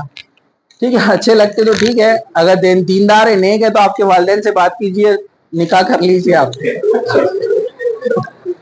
हाँ हाँ, नहीं, वरना आप गलत तरीके से जाएंगे। आप टेक्सटिंग कर रहे हैं, मैसेजिंग कर रहे हैं, जाकर बात कर रहे हैं, प्रपोजल मार रहे हैं, ये हराम है। क्या ये मतलब आपका ईमान मुकम्मल नहीं है, आप मोमिन बंदों की लिस्ट में नहीं आएंगे। क्योंकि मोमिन बंदे की पहचान है वो शदीद मोहब्बत उसको सिर्फ अल्लाह से होती है, और वो शदीद मोहब्बत उसको इजाजत नहीं देती है कि उसके जो बॉर्डर्स है उसको फलांग कर वो उस तरफ जाए। अगर वो ऐसा करता है तो मतलब उसकी मोहब्बत अल्लाह ताला से शदीद मोहब्बत नहीं है। ये सीधे सीधे इंडिकेशन। दूसरा, अल्लाह ताला की रहमत से वो नाउमीद नहीं होता है जो अल्लाह से मोहब्बत करता है। वमई यक़नतु मिर रहमति रब्बिही इल्ला ज़ाल्लून, अल्लाह ताला की रहमत से मायूस होना गुमराही का काम है। सूरह हिज्र आयत नंबर 56। तो अल्लाह ताला ने फरमाया कि वो लोग गुमराह है जो अल्लाह ताला की रहमत से मायूस हो जाते हैं। जैसा आपसे कभी गुनाह हो गया, गलती हो गई, आपने ऐसा काम कर दिया जिसकी शरीयत इजाजत नहीं देती है, तो आप मायूस ना हो, आप अपने रब से तौबा करें, माफी मांगे अल्लाह से कि दोबारा ऐसा नहीं करेंगे। और मैंने बताया था असली तौबा क्या होती है, पता आपको? तौबा वो नहीं होती है कि आज गुनाह किए, शाम में बहुत माफिया मांगते बैठे ईशा के बाद, फिर सुबह में उठकर वही गुनाह कर रहे हैं। ये तौबा नहीं है। तौबा ये है कि बंदा दोबारा उस गुनाह की तरफ ना जाए। तो उलमा लिखते हैं कि समझ जाओ उसकी तौबा कबूल हो गई। जो बंदा जिस गुनाह से तौबा कर लेता है और दोबारा वो गुनाह नहीं करता है, मतलब उसकी तौबा कबूल हो गई, तौबा सच्ची थी उसकी इंशाल्लाह। लेकिन जो बंदा तौबा करने के बाद फिर वो गुनाह करता है, उसकी तौबा कबूल नहीं हुई, वो खुद समझ जाए। सिंपल सा उन्होंने एग्जाम्पल दिया, बहुत अच्छी बात है समझने के लिए। तीसरा, फिर वो अल्लाह पर ही भरोसा और तवक्कल करे। ये भी एक मोमिन की सिफत है जो अल्लाह से सच्ची मोहब्बत करता है। वो अलल्लाहि फल्यतवक्कलिल मुमिनीन, और अल्लाह ही पर मोमिनों को भरोसा करना चाहिए। सूरह अल इमरान आयत नंबर 122। अल्लाह ताला फरमा रहा है मोमिन वो है जो अल्लाह पर ही भरोसा करते हैं। मतलब आप किसी मुसीबत में और परेशानी में फंसे हुए हैं और एकदम लास्ट मोमेंट पे आ गए, अब कोई उम्मीद की किरण नजर नहीं आ रही है, तो बहुत सारे लोग मायूस होकर अल्लाह पर भरोसा छोड़ देते हैं। मूसा अलैहिस्सलाम कौम को लेकर चले, पीछे फिरौन की फौज, सामने दरिया, इतना बड़ा समुद्र जैसा दरिया, बचने के कोई चांस नहीं है। कौम कोसने लगी मूसा अलैहिस्सलाम को, तुम्हारी वजह से फंस गए, फिरौन से भागे इधर और सामने दरिया, क्या करे? मूसा अलैहिस्सलाम ईमान मजबूत है, वो बोलते हैं कि तुम्हें अल्लाह पे भरोसा करना चाहिए, वो रास्ता निकालेगा। लोगों को तो कोई रास्ता नजर नहीं आ रहा था, लेकिन जो मोमिन होते हैं उनको पता है जान भी चले जाए तो अल्लाह पर भरोसा रखना चाहिए। और मूसा अलैहिस्सलाम ने वैसा ईमान रखा था। अल्लाह ने मदद फरमाई, कहा मूसा अपना आसा पानी पर मारो। उन्होंने आसा मारा और जो दरिया था वो दो हिस्सों में बढ़ गया, जो कि नामुमकिन चीज थी वो हुई। तो मोमिन को अल्लाह पे भरोसा रखना चाहिए, हालात चाहे कैसे भी हो, कितनी भी मुश्किलात हो, अल्लाह पे भरोसा रखना चाहिए कि जरूर उम्मीद की किरण कहीं ना कहीं से आएंगी और रोशनी आएंगी, अंधेरा जाएगा, मतलब परेशानी जाएंगी और कुछ ना कुछ सोल्यूशन आएगा। पक्का ईमान अल्लाह पर जिसका होगा, अल्लाह ताला उसके साथ वैसे ही फैसला करता है। चौथा, अल्लाह के हर हुक्म और हर फैसले पर सब्र करना। खुशी मिलती है तो भी, गम मिलता है तब भी। आप किसी परेशानी से गुजर रहे हैं, बीमार है, कामयाब नहीं हुए किसी एग्जाम में, बिजनेस डूब गया, निकाह नहीं हो रहा है किसी का, कोई बीमारी के अंदर मुलविस है कई सालों से, اس نے ناامید نہیں کرنا ہونا چاہیے اور ہر فیصلے پر صبر کرنا ہے، کیونکہ بندہ جتنا صبر کرتا ہے اس کا اجر اتنا بڑھتا جاتا ہے۔ ایک حدیث میں آتا ہے جب بندہ بیمار پڑتا ہے اللہ تعالیٰ اس کے گناہوں کو ایسے جھاڑ دیتا ہے جیسے پتجھڑ میں پتے گرتے ہیں، یہاں تک کہ اللہ کے رسول نے فرمایا کہ اگر مومن کے پیر میں کانٹا چبھ جاتا ہے اور اس پر وہ صبر کرتا ہے، صبر مطلب وہ اللہ کو یاد کرے گا، کانٹے کو نکالے گا، کچھ برے الفاظ منہ سے نہیں نکالے گا، ناشکری نہیں کرے گا، تو اللہ کے رسول نے فرمایا اس کو اس پر بھی ثواب ملتا ہے۔ چلتے چلتے دروازے کا دھکا لگ گیا، ٹھوکر لگ گئی، اپنے پاس ذرا ٹھوکر لگی تو اس کی تو کون ڈالا ہے یہاں پر، یہ تو ثواب اور صبر تو دور کی بات ہے، آپ نے گناہ کما لیا، ادھر والے نے لکھ لیا۔ کسی کا دھکا لگ گیا، بینچ لگ گئی، کپڑا اٹک گیا، پھٹ گیا، کچھ بھی نقصان ہوا، صبر، اس پر ثواب۔ چلیے پانچواں، اللہ کے عذاب سے خوف محسوس کرنا، یہ مومن کی پہچان ہے۔ قرآن میں اللہ تعالیٰ نے فرمایا اور جب اللہ تعالیٰ کا ذکر ان کے سامنے کیا جاتا ہے تو ان کے دل لرز جاتے ہیں، مومنوں کی صفت ہے۔ مطلب اللہ تعالیٰ کے جو قرآن کی آیتیں عذاب کی آتی ہے نا تو ان کے دل لرزتے ہیں، ان کو ڈر محسوس ہوتا ہے، یہ مومن کی پہچان ہے۔ جس کے ساتھ ایسا نہیں ہوتا ہے تو اس نے سوچنا چاہیے اپنے ایمان کے بارے میں کہ اس کا ایمان کیسا ہے۔ اسی طرح وہ اللہ کے سوا کسی سے نہیں ڈرتا، وَلَمْ يَخْشَ إِلَّا اللَّهِ، کہ وہ اللہ کے سوا کسی سے نہیں ڈرتا۔ سورہ توبہ آیت نمبر 18 میں اللہ تعالیٰ نے کہا کہ مومن جو ہے اللہ کے علاوہ کسی سے نہیں ڈرتا۔ ایسے بہت سارے لوگ آپ دیکھیں گے دکھنے میں دبلے پتلے ہیں، کوئی جسم میں طاقت نہیں ہے، لیکن وہ ڈیرنگ سے کھڑے رہتے ہیں۔ اللہ کا خوف جس کے دل میں رہتا ہے، ڈر جس کا رہتا ہے نا اللہ کا ڈر جس کے دل میں، وہ دنیا میں کسی سے نہیں ڈرتا ہے۔ کسی سے نہیں ڈرتا ہے اس کا مطلب یہ نہیں کہ آپ بے ادبی اور بد اخلاقی سے کسی سے پیش آئے، ادب اخلاق، لیکن کوئی ایسا موقع آ جائے، ایسی سچویشن آ جائے جہاں پر ڈرایا دھمکایا جا رہا ہے حق پر رہنے کے بعد بھی، تو وہ بندہ اللہ کے علاوہ کسی سے نہیں ڈرتا ہے۔ کچھ لوگ بد اخلاقی کے لیے اس کو استعمال کرتے ہیں، وہ میں کبھی آپ کو بتاؤں گا انشاءاللہ تعالی۔ چلیے ہم آگے بڑھتے ہیں۔ اب کچھ وہ باتیں یہاں پر آپ کے سامنے آئیں گی کہ اللہ کے رسول صلی اللہ علیہ وسلم نے جو صحابہ کی تربیت کی ایمان سے متعلق اور ان چیزوں کے تعلق سے کہ بندے کا معاملہ کس طریقے سے ہونا چاہیے ایمانیات کے بارے میں، تو اس کو آپ بغور سنیں سب لوگ۔ میں نے کہا نا یہ کیا ہے، ایمان کی بات چل رہی ہے، اس میں ذرا بھی خرابی ہوں گی وہ شخص جنت میں داخل نہیں ہو سکتا، جہنم کا ایندھن بن جائے گا۔ تو قرآن اور حدیث یعنی اللہ کے رسول کی تعلیمات ہمیں سکھا رہے ہیں کہ ایمانیات کیسے ہے، ہمارا ایمان کیسا ہونا چاہیے۔ سب سے پہلا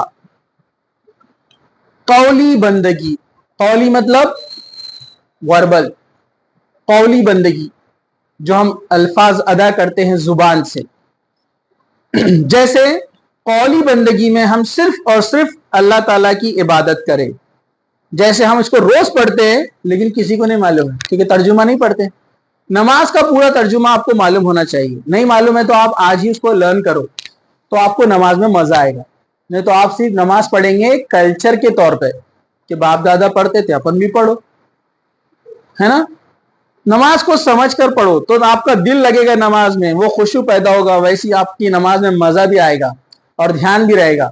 آپ ہمیشہ پڑھتے ہیں قاعدے کے اندر التحیات للہ والصلوات والطیبات، میری ساری قولی التحیات للہ والصلاۃ اور بدنی والطیبات اور مالی عبادت اللہ کے لیے، قولی دوسرا بدنی اور مالی۔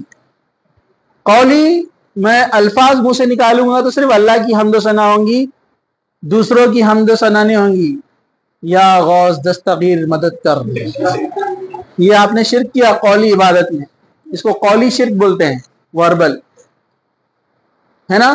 یا آپ اس میں شرک کرتے ہیں کیسے کہ اللہ ہماری نہیں سنتا ہے، اللہ کو ہمارا ہی بیٹا ملا تھا کیا، اللہ کو ہماری دکان ملی تھی کیا جلنے کے لیے، اور یہ زبان سے جو ناشکری کے الفاظ انسان ادا کرتا ہے نا اور اللہ کے علاوہ کسی اور میں طاقت رکھتا ہے دینے کی اور اللہ تعالیٰ سے نا امیدی کا جو اظہار کرتا ہے، یہ قولی بندگی میں کیا ہے، اس کے ملاوٹ ہے۔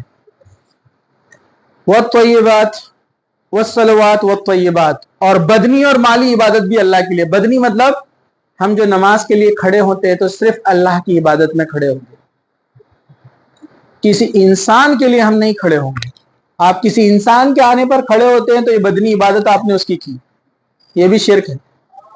अल्लाह के रसूल सल्लल्लाहु अलैहि वसल्लम एक बार महफिल में आए तो सहाबा ने कहा आपके आने पर हम खड़े रहेंगे, क्योंकि रोम और फारस के जो बादशाह आते हैं तो उनके लोग उनके खड़े होते हैं, सजदे में गिर जाते हैं। अल्लाह के रसूल ने फरमाया हरगिज नहीं, मैं आऊं तो तुम लोग खड़े मत होना, बैठे रहना। अल्लाह के रसूल ने मना नहीं किया, और आपने यहां तक बयान किया कोई शख्स ये दिल में उम्मीद रखे कि उसके आने पर लोग खड़े रहे तो अपना ठिकाना जहन्नम बना ले। कोई शख्स ये ख्वाहिश रखे कि मेरे आने पर लोग खड़े होना चाहिए तो उसका ठिकाना जहन्नम है।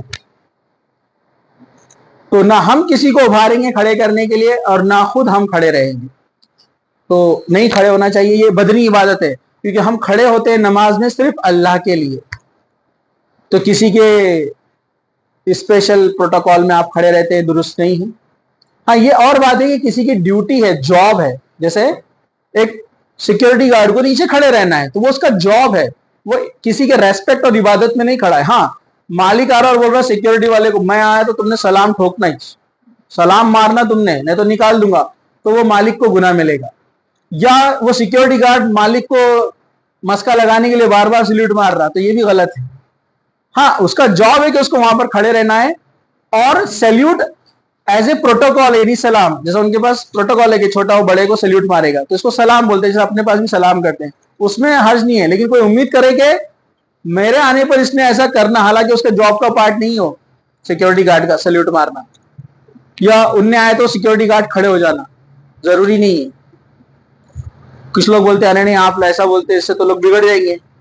नहीं नहीं, वो अपने रेस्पेक्ट दिल में रखेगा। वो रेस्पेक्ट क्या फायदे का, वो आपके खड़े रहने पर सैल्यूट मार रहा और जाने के बाद बोल रहा बहुत ही गायबा है, ठीक है, तो वो फायदे क्या फायदा। आप उसको बोलिए कि मत खड़े रहो मेरे आने पर, आप बैठे रहो। और अक्सर बड़ी उम्र वाले रहते हैं सिक्योरिटी गार्ड्स, ज़ईफ, रिटायर वगैरह, आप उनको बोलिए, आप उनको सलाम कीजिए अगर कोई मुस्लिम है और हाथ मिलाइए, इतना खुश हो जाते हैं वो आपसे कि ये आदमी ने फर्क नहीं किया छोटे बड़े की। मैंने ऐसा कई बार करके देखा, मैंने, खुश होते हो, दिल से इज्जत करते। फिर वो खड़े रहने में इज्जत नहीं होती, इज्जत दिल से होती है, ठीक है। तो माली बदनी इबादत अल्लाह के लिए। कुछ लोग रह रहे यहां से वहां फला आस्थाने पर, बोले मैं पैदल गया था, क्यों, तो बोले वो सलीम के लिए बादशाह अकबर भी गए थे, बोले तो सलीम पैदा हुए थे, बोले ये बदनी इबादत ये बदनी इबादत है, आप नहीं कर सकते हैं। अल्लाह के रसूल फरमाया कि खाने काबा, मक्का, मस्जिद नबवी और बैतुल मक़दस, मस्जिद अक्सा, इन 3 जगहों के अलावा कोई सफर करके जाता है इबादत की गर्ज से, वो गुनाह है, शिर्क है वो। आप कोई सफर नहीं कर सकते इन 3 जगह के अलावा इबादत की नीयत से। ने बोले मैं तो फला शरीफ जा रहा है, बराबर है कि नहीं, फला के आस्थाने पे जा रहा, बहुत से आजम के पास जा रहा, तो ये बदनी इबादत है, शिर्क हो जाएगा, अल्लाह के लिए खास होती है। और माली इबादत, खर्च भी करेंगे अल्लाह की राह में, ज़कात, सदकात वगैरह, ये अल्लाह की राह में। चलिए आगे बढ़ते हैं, जरा ध्यान से सुनना है सब लोग, बहुत इंपॉर्टेंट टॉपिक है, ये कंसेप्ट है असल आपका ईमान का, तौहीद का। चलिए, कौली इबादत के बारे में मैंने आपको बताया। नुमान बिन बशीर से रिवायत है कि फरमाते कि रसूल अकरम सल्लल्लाहु अलैहि वसल्लम फरमाया इन्न दुआ हुवल इबादा, बेशक दुआ इबादत है। तो दुआ भी हम सिर्फ अल्लाह से मांगेंगे क्योंकि ये इबादत है। जब भी दुआ करेंगे अल्लाह से मांगेंगे। अल्लाह के अलावा किसी और के सामने जाकर आपने मांगा, किसी आस्थाने, किसी झाड़, पहाड़, दरगाह वगैरह, ये सब शिर्क है, याद रखिए। अल्लाह के अलावा किसी से आप मांग नहीं सकते। जैसे सूरह गाफिर आयत नंबर 60 में अल्लाह ताला फरमाता है, और मैं तुम्हारा रब हूं और कहता हूं कि मुझे पुकारो, मैं तुम्हारी दुआएं कबूल करूंगा। जो लोग तकब्बुर करके मेरी इबादत से मुंह मोड़ते हैं वो जलील और ख्वार होकर जरूर जहन्नम में दाखिल किए जाएंगे। ये इसका जो है अल्लाह सुब्हानहू तआला ने सूरह गाफिर आयत नंबर 60 में इसका जिक्र किया, और इसी के साथ इसी के ताल्लुक से तिरमिजी में हदीस भी बयान की गई। चलिए, तो कौली इबादत अल्लाह के लिए है, बदनी इबादत अल्लाह के लिए ना। जैसे अल्लाह ताला ने कुरान में क्या फरमाया, सूरह अनाम आयत नंबर 162, 163, कुल इन्ना सलाती व नुसुकी व महयाया व ममाती लिल्लाहि रब्बिल आलमीन ला शरीक लहू बिज़ालिका उमिरतु व अना अव्वलुल मुस्लिमीन। अल्लाह ताला ने क्या फरमाया? कह दो कि मेरी नमाज, मेरी कुर्बानी, मेरा जीना, मेरा मरना अल्लाह के लिए है जो जहानों का पालने वाला है, इसका कोई शरीक नहीं है। मुझे इसी का हुक्म दिया है और मैं सबसे ज्यादा मानने वालों में पहला हूं। अल्लाह के रसूल बयान कर रहे हैं कुरान की जुबान से। नमाज किसके लिए?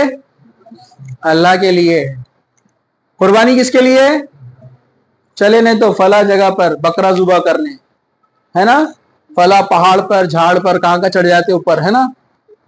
ये कुर्बानियां शिर्क है। कुर्बानी सिर्फ अल्लाह के लिए होंगी। ठीक है, चलिए अब आगे बढ़ते हैं।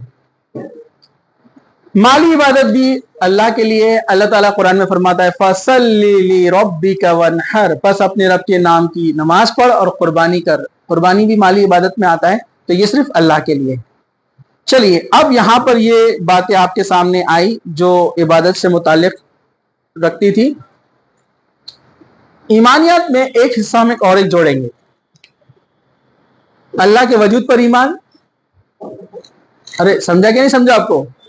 दूसरा, अल्लाह मौजूद है, वजूद हुआ। उसके बाद अल्लाह को माबूद यानी इबादत में ईमान कि अल्लाह के अलावा किसी और की इबादत नहीं होगी। तीसरा कि अल्लाह जो है वो अकेला इला है, उसके अलावा कोई इला नहीं है। अब चौथी चीज यहां पर हम ऐड कर रहे हैं, अल्लाह ताला के साथ अस्मा और सिफात पर ईमान लाना, जो मैंने इससे पहले तीसरी के अंदर आपको बयान किया था, अलग से उसको हम यहां पर बयान कर रहे हैं कि अल्लाह के अस्मा वो सिफात। अस्मा प्लूरल है इस्म का, इस्म कहते हैं नाम को, अस्मा प्लूरल अल्लाह के नाम। सिफात, सिफात मतलब एट्रीब्यूट्स, क्वालिटीज, पता है ना आपको। तो अल्लाह के नाम और सिफात खास अल्लाह के हैं, आप किसी इंसान को नहीं दे सकते हैं।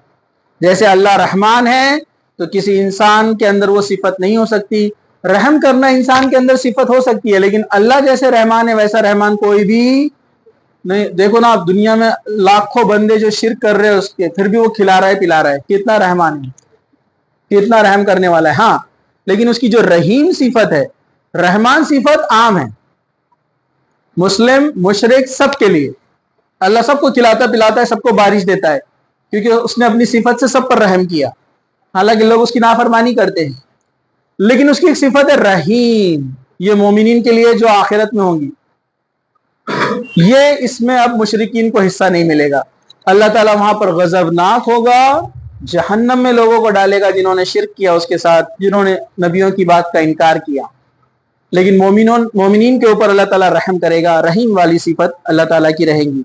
तो अल्लाह ताला की तमाम अस्मा और सिफात पर ईमान रखना कि किसी मखलूक को नहीं दी जा सकती।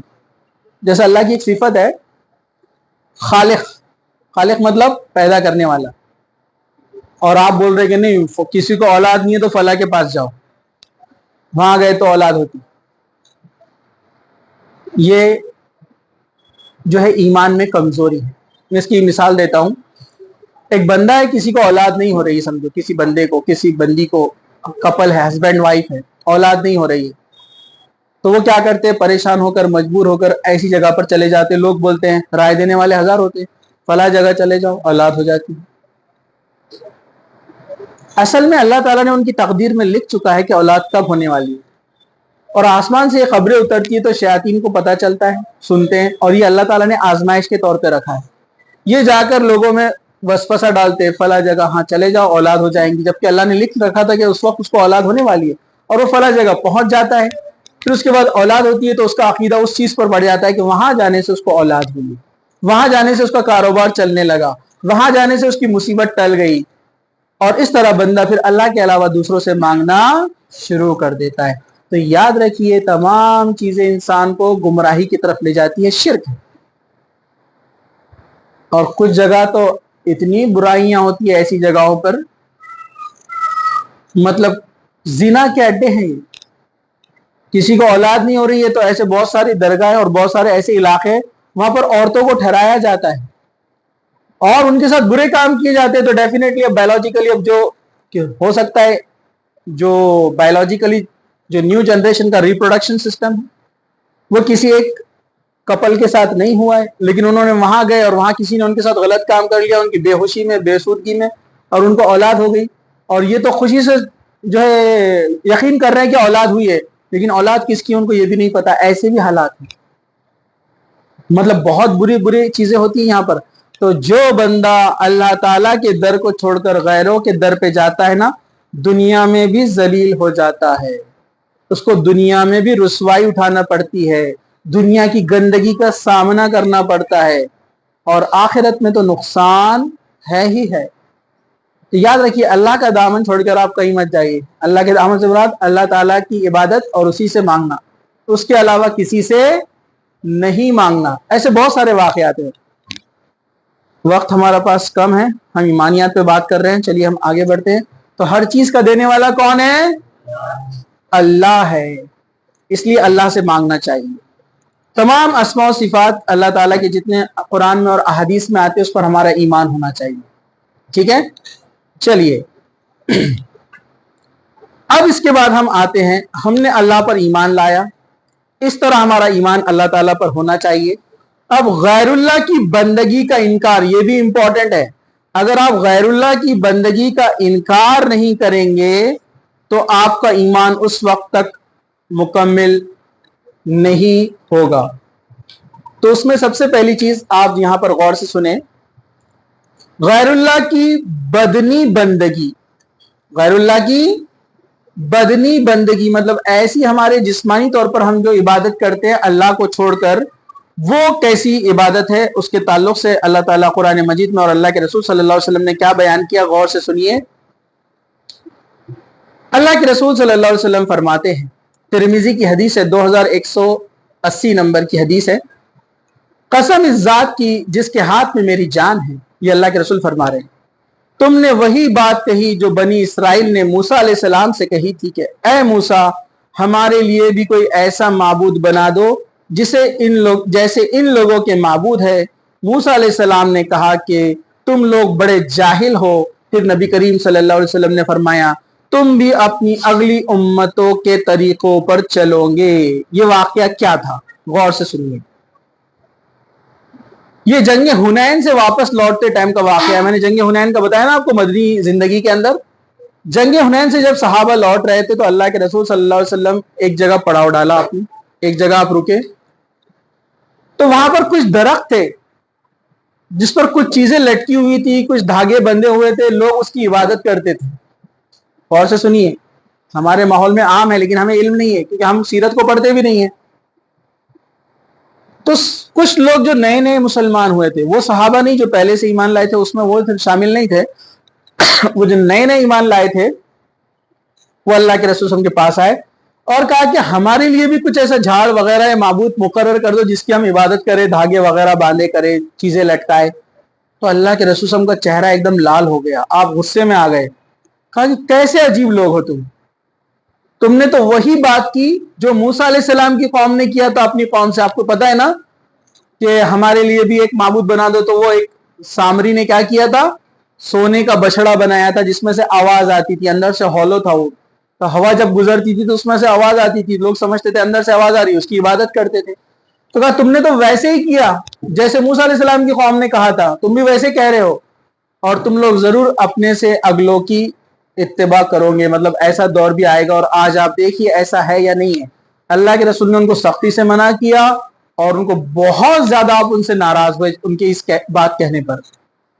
आज आप देखिए अपने आसपास के इलाकों के दरगाहों में आप चले जाइए। गुलबर्गा में एक बार गया तो किसी ने कहा कि चलो साथ में मैं आपको बताता हूँ क्या क्या है अंदर, तो मैं उनके साथ गया देखने के लिए। आप लोग देखने के लिए भी मत जाइए, कुछ लोग बोलते ना हम ऐसे ही गए थे। मैं इसलिए गया था क्योंकि मुझे प्रैक्टिकली देखना था, बताने के लिए आप लोगों के जैसे जगह जाना पड़ता है तो बयान करने के लिए। आप लोग घूमने के लिए भी ना जाए, बहुत बुरी चीज है। तो वहां पर मैंने देखा अलग अलग कब्रें बनी हुई है, वहां पर भी एक दरख्त है जिस पर जो है चूड़ियां लगी हुई है और धागे बंधे हुए हैं, बिल्कुल जैसा गैरों में वो पीपल के झाड़ की इबादत करते हैं। तो मैंने वहां जो शख्स था उससे पूछा ये क्या है, तो कहा कि जिसकी शादी नहीं होती है تو وہ لڑکیاں عورتیں آ کر یہاں چوڑیاں لٹکاتی ہیں, تو اگلے سال تک ان کی شادی ہو جاتی ہے. کوئی دھاگے باندھتا ہے, اس کے پھیرے لگاتے, طواف کرتے ہیں, جبکہ طواف کا حق صرف خانے کعبہ کا ہے. آج کل لوگ کچھ درگاہوں میں بھی طواف کر رہے, پتہ ہے آپ کو, چکر لگا رہے. شرک ہے, کھلا شرک ہے. مر جائے گا انسان, جہنم میں جائے گا سیدھا. میں خود سے نہیں بول رہا ہوں, آپ خود قرآن پڑھیے, سمجھیے کہ یہ خاص عبادت خانے کعبہ کے لیے طواف کرنا. اللہ کے رسول صلی اللہ علیہ وسلم, صحابہ, اس کے بعد کے دور, اس کے بعد کئی لوگ آئے, خانے کعبہ کے علاوہ انہوں نے کہیں بھی طواف نہیں کیا, یہاں تک کہ مسجد اقصی کا بھی نہیں کیا, نہ مدینہ کا کیا. پھر ہم نے کہاں سے نکال دیا کہ یہاں کے لوگوں کے آپ طواف کر رہے ہیں. ایک جگہ تو مجھے ایک دم لیٹسٹ ملا نیا, ایک قبر تھی اور اس کو جالی لگی ہوئی تھی, اندر سے قبر تھی اور اندر پین پڑے ہوئے تھے, پارکر, رینالڈ, ایک سے بھاری بھاری پین پڑے ہوئے. میں بولا یہ کیا ہے؟ بولے جو بچے پاس نہیں ہوتے ایگزام میں. بولے یہاں پین رکھنے کا جالی میں ایسا مارنے کا, بولے وہ قبر پہ جا کے لگا تو بولے پاس. لیٹسٹ نیا تھا ایک دم. کچھ لوگ پوچھ رہے ہوں کدھر ہے, میرے کو بتاؤ.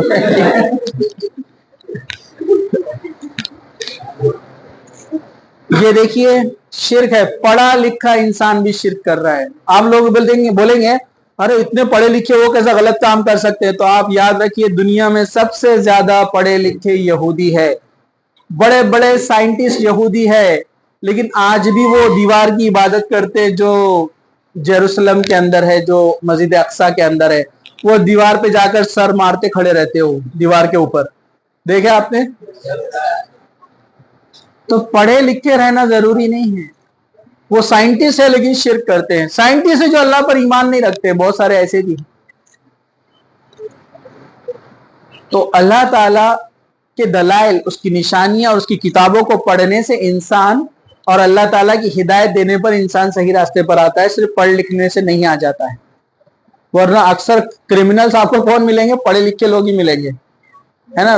بینک رابرز جو ملیں گے, اور ہیک کر کے کارڈز کے ذریعے پیسے نکالنے والے آپ کو ملیں گے, بڑے بڑے گورنمنٹ کو ڈبا کر پیسہ لے کر بھاگ جانے والے آپ کو ملیں گے. سب پڑھے لکھے لوگ ہی جو کرائم کرنے والے. پڑھنا لکھنا اچھی, پڑھائی لکھائی انسان کو شعور دیتی ہے کہ وہ حق اور باطل کو کچھ سمجھ سکے, دیکھ سکے. بے شک علم کا فائدہ ہے, لیکن اللہ تعالیٰ کی ہدایت جس کے پاس پہنچتی ہے بس وہی حق کو پہچان پاتا ہے. تو یہ ہے بدنی عبادت جو لوگ کرتے ہیں, ادھر جا رہے ادھر جا رہے, فلاں جگہ گیا تو میرا معاملہ حل ہو گیا, فلاں کے در پہ گیا, فلاں کے سیڑھیوں پہ گیا, فلاں کے گنبد پہ گیا, فلاں جگہ فلاں کا طواف. یہ بدنی عبادت ہے, سب شرک ہے. چلیے, غیر اللہ کی مالی عبادت. غیر اللہ کی مالی عبادت مطلب آپ اپنا مال اللہ اور اس کے رسول کے بتائے ہوئے حکم کے علاوہ کہیں اور خرچ کرتے ہیں, یہ غیر اللہ کی عبادت ہے. سورہ بقرہ آیت نمبر 173 غور سے سنیے. انما حرم علیکم المیتۃ والدم ولحم الخنزیر وما اہل بہ لغیر اللہ. بے شک اللہ تعالیٰ نے تم پر مردار, مرا ہوا, خون, بلڈ, خنزیر, سور کا گوشت, اور وہ جو چیز اللہ کے علاوہ جس کا نام جس پر لیا جائے حرام قرار دیا ہے. یہاں پر 4 چیزوں کا ذکر ہے. پہلا کیا ہے؟ مردار, جو ڈیڈ جانور ہے آپ اس کو نہیں کھا سکتے ہیں. ڈیڈ مطلب قربانی کرنے سے پہلے جو مر گیا اس کو آپ نہیں کھا سکتے, حرام ہے. مردار کا خون, گوشت حرام ہے. پھر دم و دم یعنی خون بھی حرام ہے. کچھ لوگ خون پیتے ہیں, آدیواسی لوگ ہیں, کچھ ایسے علاقوں میں, اور کچھ پڑھے لکھے لوگ بھی ہیں جن کے پاس رسم ہے خون پینے کی. ایون یوروپ امریکہ میں اچھے پڑھے لکھے لوگ بھی ہیں, بلڈ کو پیتے ہیں. اور اسی سے جو کہانیاں بنی ڈریکولا وغیرہ, یہ وہ سب وہیں سے آئی. مطلب ویسا کوئی انسان نہیں رہتا ڈریکولا بڑے دانت والا, وہ لوگوں نے بنا لی اسٹوریز, ٹھیک ہے. اور کچھ لوگ اس کو کیا بولیں گے, اس کو لٹرل میننگ میں نہیں لیتے تھے. لوگوں کا خون چوسنے والا مطلب کون؟ ظالم آدمی. تو لوگوں نے کہانیاں بنا لی, لوگوں کا خون چوسنے والا مطلب صحیح میں خون چوسنے والا, ٹھیک ہے. ایسے بھی کچھ چیزیں بن گئی دنیا کے اندر. اپنے پاس بھی لوگ خون پیتے, معلوم آپ کو؟ ہاں, انگلی کٹ گئی, فلموں سے سیکھے نا, اس کا کٹ گیا تو بیچاری بیچاری کی انگلی کٹ گئی تو بیچاری ایسے تو یہ فلموں سے آئی یہ چیزیں، ورنہ ہمارے بڑے یہ کام نہیں کرتے تھے، غیروں سے سیکھا نہیں. وہ خون بھی حرام ہے، آپ اس کو پی رہے ہیں، اور بایولوجیکلی مطلب بیکٹیریا بھی بہت جلدی گرو ہوتے ہیں بلڈ کے اندر، اور وہ آپ بیکٹیریا بھی کھا رہے ہیں. تو قرآن نے کہا ہے کہ خون حرام ہے. پرانے زمانے میں کچھ قومیں ایسا کرتی تھی، آپ نے منع کیا، قرآن نے منع کیا. وہ لحم الخنزیر، اور سور کا گوشت. آپ کے علم کے لیے میں بتا دوں، سور کا گوشت جو ہوتا ہے اس میں سیچوریٹڈ فیٹس بہت زیادہ ہوتے ہیں، اور یہ بہت ساری اسٹڈیز ہے، میں نہیں بول رہا ہوں، امریکہ کی بہت ساری اسٹڈیز ہے جو ریسرچ سینٹر سے وہ بولتے ہیں کہ سیچوریٹڈ فیٹس ہائر اماؤنٹ میں سور کے گوشت میں ہوتا ہے. اس کو کھانے سے اسکیمک ہارٹ ڈیزیز، یہ ٹائپ کا ہارٹ ڈیزیز بہت جلدی ہوتا ہے. 90% لوگوں کو اس کی وجہ سے ہوتا ہے ہارٹ ڈیزیز. تو الحمدللہ قرآن نے پہلے ہی منع کر دیا. اور وہ کیا کھاتا ہے سور؟ گندگی، لوگوں کی غلاظت اور گندگی کو کھاتا ہے، تو کتنی برائیاں اس کے اندر ہوں گی. خیر، قرآن نے کہا منع ہے، ہم تو اس کو نہیں ہاتھ لگائیں گے، ٹھیک ہے. وما اہل بہ لغیر اللہ، اور ہر وہ چیز کو حرام کیا گیا جس پر اللہ کے علاوہ کسی اور کا نام لیا جائے. تو ایسی چیزوں پہ اپنا مال بھی ہم خرچ نہیں کر سکتے، نہ ایسی چیزیں خرید سکتے، نہ اس کو کھا سکتے. سب مالی عبادتوں کے اندر شرک ہو جائے گا. ایمانیات سے اس کا تعلق ہے، بالکل اس سے ہم اپنے آپ کو بچائیں گے. اللہ کے علاوہ کسی اور کا نام لیا جائے، مطلب جو دوسرے مذہبوں میں عبادتیں ہوتی ہے اس کے سامنے جو کھانا رکھا جاتا ہے، پرساد کہتے ہیں اس کو، آپ وہ نہیں کھا سکتے. آپ بولیں گے نہیں، دوست سے ناراض ہو جاتا. نہیں، تو آپ اس کو ناراض مت کرو نا، آپ اس کو بولو یہ اللہ کے علاوہ کسی اور کے نام کا، اس لیے میں نہیں کھا سکتا. اور بولنا میرے دوست تم برا بھی مت مانو، درگاہ کا بھی رہیں گا تو میں نہیں کھاؤں گا بولنا، وہ بھی اللہ کے علاوہ کسی اور کا نام لیا گیا اس پر، اس شرنی پر اور نکتی پر، جہاں پر فری میں بٹی اپن تو فوراً دوڑتے ہوئے چل جاتے ہیں نا، بریانی بٹ رہی، نکتی بٹ رہی اور کیا کیا ہے، ٹھیک ہے. ہاں، اب آپ سب کے بھید مت کھولو آپ لوگ، یہ درس کے بعد کوئی بھی نہیں جائیں گا ویسا. ہاں چلو، تو آپ اس کو بولو کہ یہ ہم پرساد اس لیے نہیں لے سکتے کہ ہم درگاہ کا بھی نہیں کھاتے. میں سب کو ایسے ہی بولتا ہوں تو پھر بولتے ہیں ہاں یہ کچھ جینوین بات لگ رہی کہ یہ تو اپنا نہیں، اپنے والوں کا بھی نہیں کھا رہے، مطلب درگاہ والے تو اپنے والے سمجھتے ہیں نا، یہ اپنے والوں کا نہیں کھا رہے تو اپنا بھی نہیں کھائے تو کوئی مسئلہ نہیں، مطلب جینوین ریزن ہے. آپ اس کو بولو ہاں تمہارا سادہ کھانا جب رہے گا، تمہارے گھر میں کوئی پروگرام ہوتا ہے، شادی ہوتی ہے، تو میں اس کے لیے دعوت میں آؤں گا، کھاؤں گا، بولنا پیار سے سمجھانا. آپ ڈائریکٹ بول دیں گے ایسا ہم نے کھاتے ایسا، تو دشمنی تو ہوں گی، لڑائی ہوں گی، دل میں برائی پیدا ہوں گی، نفرتیں بڑھیں گی. تو پیار سے سمجھائیے آپ کہ یہ اللہ کے علاوہ، قرآن نے کہا کہ جس پر اللہ کے علاوہ کسی اور کا نام لیا جائے، وَمَا أُحِلُّ بِهِ لِغَيْرِ اللَّهِ، اللہ کے علاوہ کسی کا بھی نام لیا جائے گا کسی کھانے پر، شرک ہے، حرام ہے، نہیں کھا سکتے. ذرا غور سے سنیے. 2 آدمی تھے، اللہ کے رسول نے فرمایا 2 شخص تھے، ان کا گزر ایک بستی سے ہوا، ان کا گزر ایک بستی سے ہوا. وہ بستی کے رہنے والوں کے پاس ایک رسم تھی کہ جو وہاں سے گزرتا اس کو وہ کہتے کہ ہمارے معبود پر تم کچھ مار کر چڑھاؤ، قربانی دو جانور کی، کسی چیز کی. تو وہ 2 لوگ بولے کہ ہم مومن ہیں، ہم مسلمان ہیں، ہم یہ چیز نہیں کر سکتے، اللہ کے علاوہ کسی کے لیے قربانی نہیں کر سکتے. تو انہوں نے ضد کی اور کہا کہ ٹھیک ہے، کم از کم ایک مکھی مار کے چڑھا دو ہمارے معبود پر. شرک کرنے والوں کی عقل ختم ہو جاتی، تاکہ تم مکھی مار کے چڑھا دو ورنہ ہم جان سے مار دیں گے تم کو. تو ایک نے جان کے ڈر سے مکھی کو مارا اور بت پر چڑھا دیا، انہوں نے اس کو جانے دیا. دوسرے نے کہا میں مکھی بھی نہیں چڑھاؤں گا چاہے مجھے جان سے مار دو، اور اس کو مار دیا گیا. اللہ کے رسول نے فرمایا جس نے مکھی نہیں چڑھائی، اپنی جان دے دی، وہ شہید ہو گیا اور جنت میں داخل ہو گیا. اور جس نے صرف اس مکھی کو چڑھایا جان بچانے کے لیے، اللہ نے اس کو جہنم میں داخل کر دیا. تو یہ عبادتیں صرف اللہ کی ہے، یاد رکھیے. اللہ کے علاوہ کسی کی اس طرح یہ مالی، جسمانی، تمام قربانیاں وغیرہ سب عبادت اللہ کے لیے خاص ہوتی ہے، کسی اور کے لیے نہیں کی جا سکتی. چلیے ہم آگے بڑھتے ہیں. لا الہ الا اللہ کی شرائط، آخری پارٹ چل رہا ہے، غور سے سنیے. حضرت ابو ذر فرماتے کہ رسول اکرم صلی اللہ علیہ وسلم نے فرمایا جس نے لا الہ الا اللہ کہا اور اس پر اس کی موت آئی، وہ جنت میں داخل ہوگا. مسلم شریف کی حدیث ہے، بھلے سے اس سے کچھ گناہ ہوئے ہوں گے، حدیث کا مفہوم ہے کچھ گناہ اس سے ہوئے ہوں گے، لیکن جس نے خالص دل سے لا الہ الا اللہ کہا کہ اللہ کے علاوہ کوئی معبود نہیں ہے، وہ اس پر جمع رہا مرتے دم تک، مرنے تک، وہ جنت میں داخل ہوگا۔ لیکن اس کا مطلب بھی سمجھنا ضروری ہے کہ صرف لا الہ الا اللہ تو فلم میں ہیرو بھی ایکٹنگ میں بولتا ہے لا الہ الا اللہ، بلکہ اس کا دل سے تصدیق کرنا، یہ اہم چیز ہے، اس کی شرطیں ہیں، بیسک شرطیں میں آپ کو بتاتا ہوں اور ڈیٹیل میں بھی آپ کو میں سمجھاتا ہوں۔ ایک تو اس کا علم حاصل کرنا، سب سے پہلے لا الہ الا اللہ کا علم حاصل کرنا، جو ابھی ہم 1 گھنٹے سے دیکھ رہے ہیں، سمجھا آپ کو؟ تو پہلے علم حاصل کرنا، جس میں سے ہم نے تقریباً چیزیں کور کرنے کی کوشش کی۔ تو علم، پہلے علم حاصل کرنا۔ عثمان رضی اللہ عنہ سے روایت ہے کہ رسول اکرم صلی اللہ علیہ وسلم فرمایا، جو اس حال میں مر جائے کہ وہ اس بات کا علم رکھتا تھا کہ اللہ کے سوا کوئی معبود نہیں، وہ جنت میں داخل ہوگا۔ مسلم شریف کی حدیث ہے، حدیث نمبر 26۔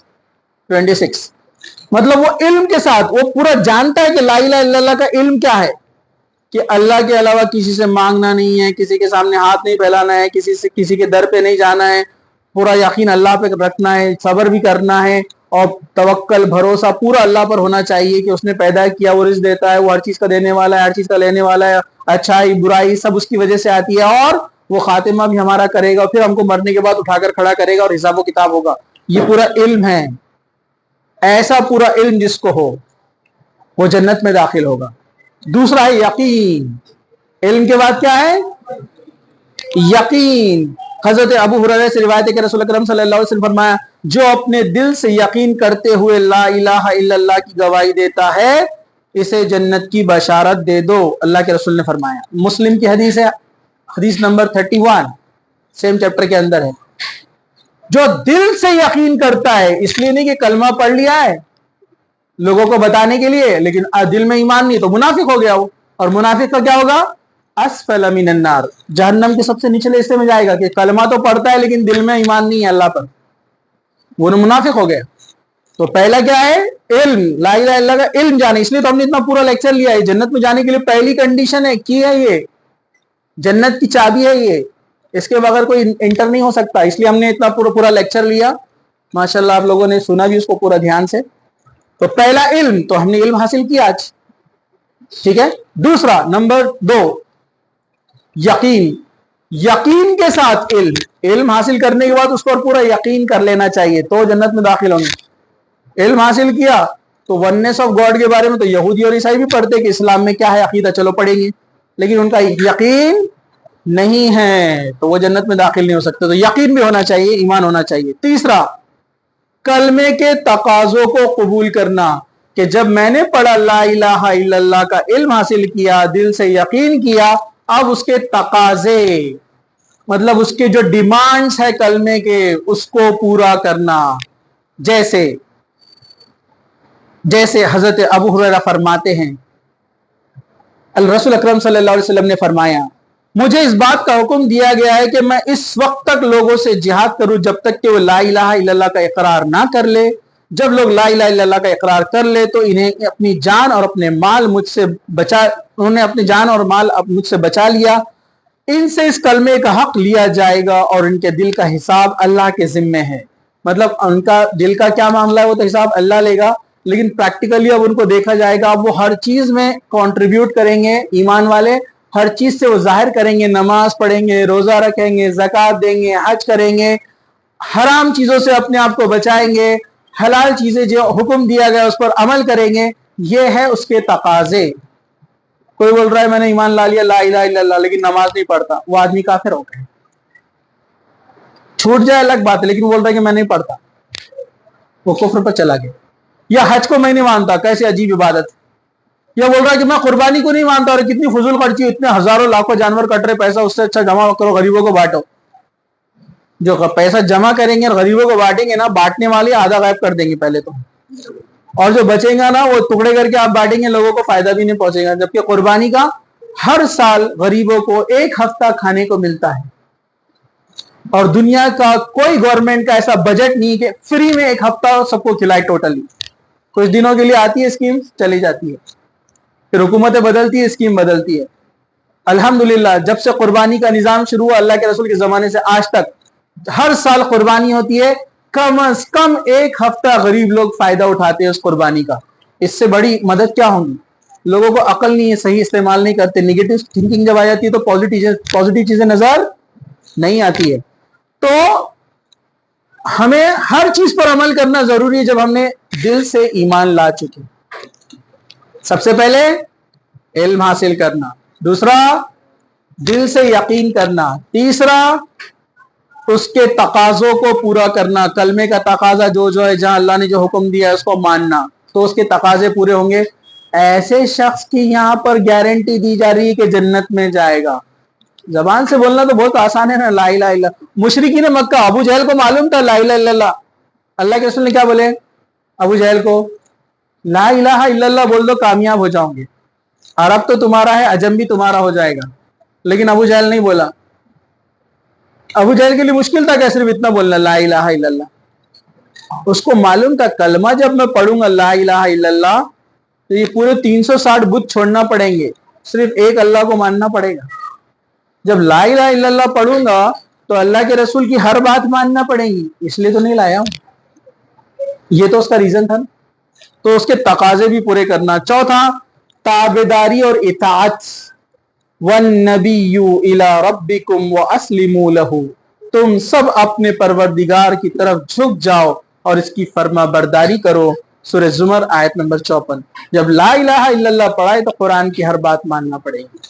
تابعداری، اطیع اللہ اطیع الرسول، کہ اللہ اور اس کے رسول کی اطاعت فرما برداری ان کو فالو کرنا پڑے گا. اگر آپ نے کلمہ پڑھا ہے تو ہاں کسی سے غلطیاں ہوں گی، کبھی کسی چیز میں آپ نہیں کر پائیں گے، کوتاہی ہوں گی، مسٹیک ہوں گی، لیکن انکار کر دینا سیدھے سے کہ میں یہ نہیں کروں گا، صرف کلمہ پڑھ لیا، تو یہ کافی نہیں ہے جنت میں جانے کے لیے.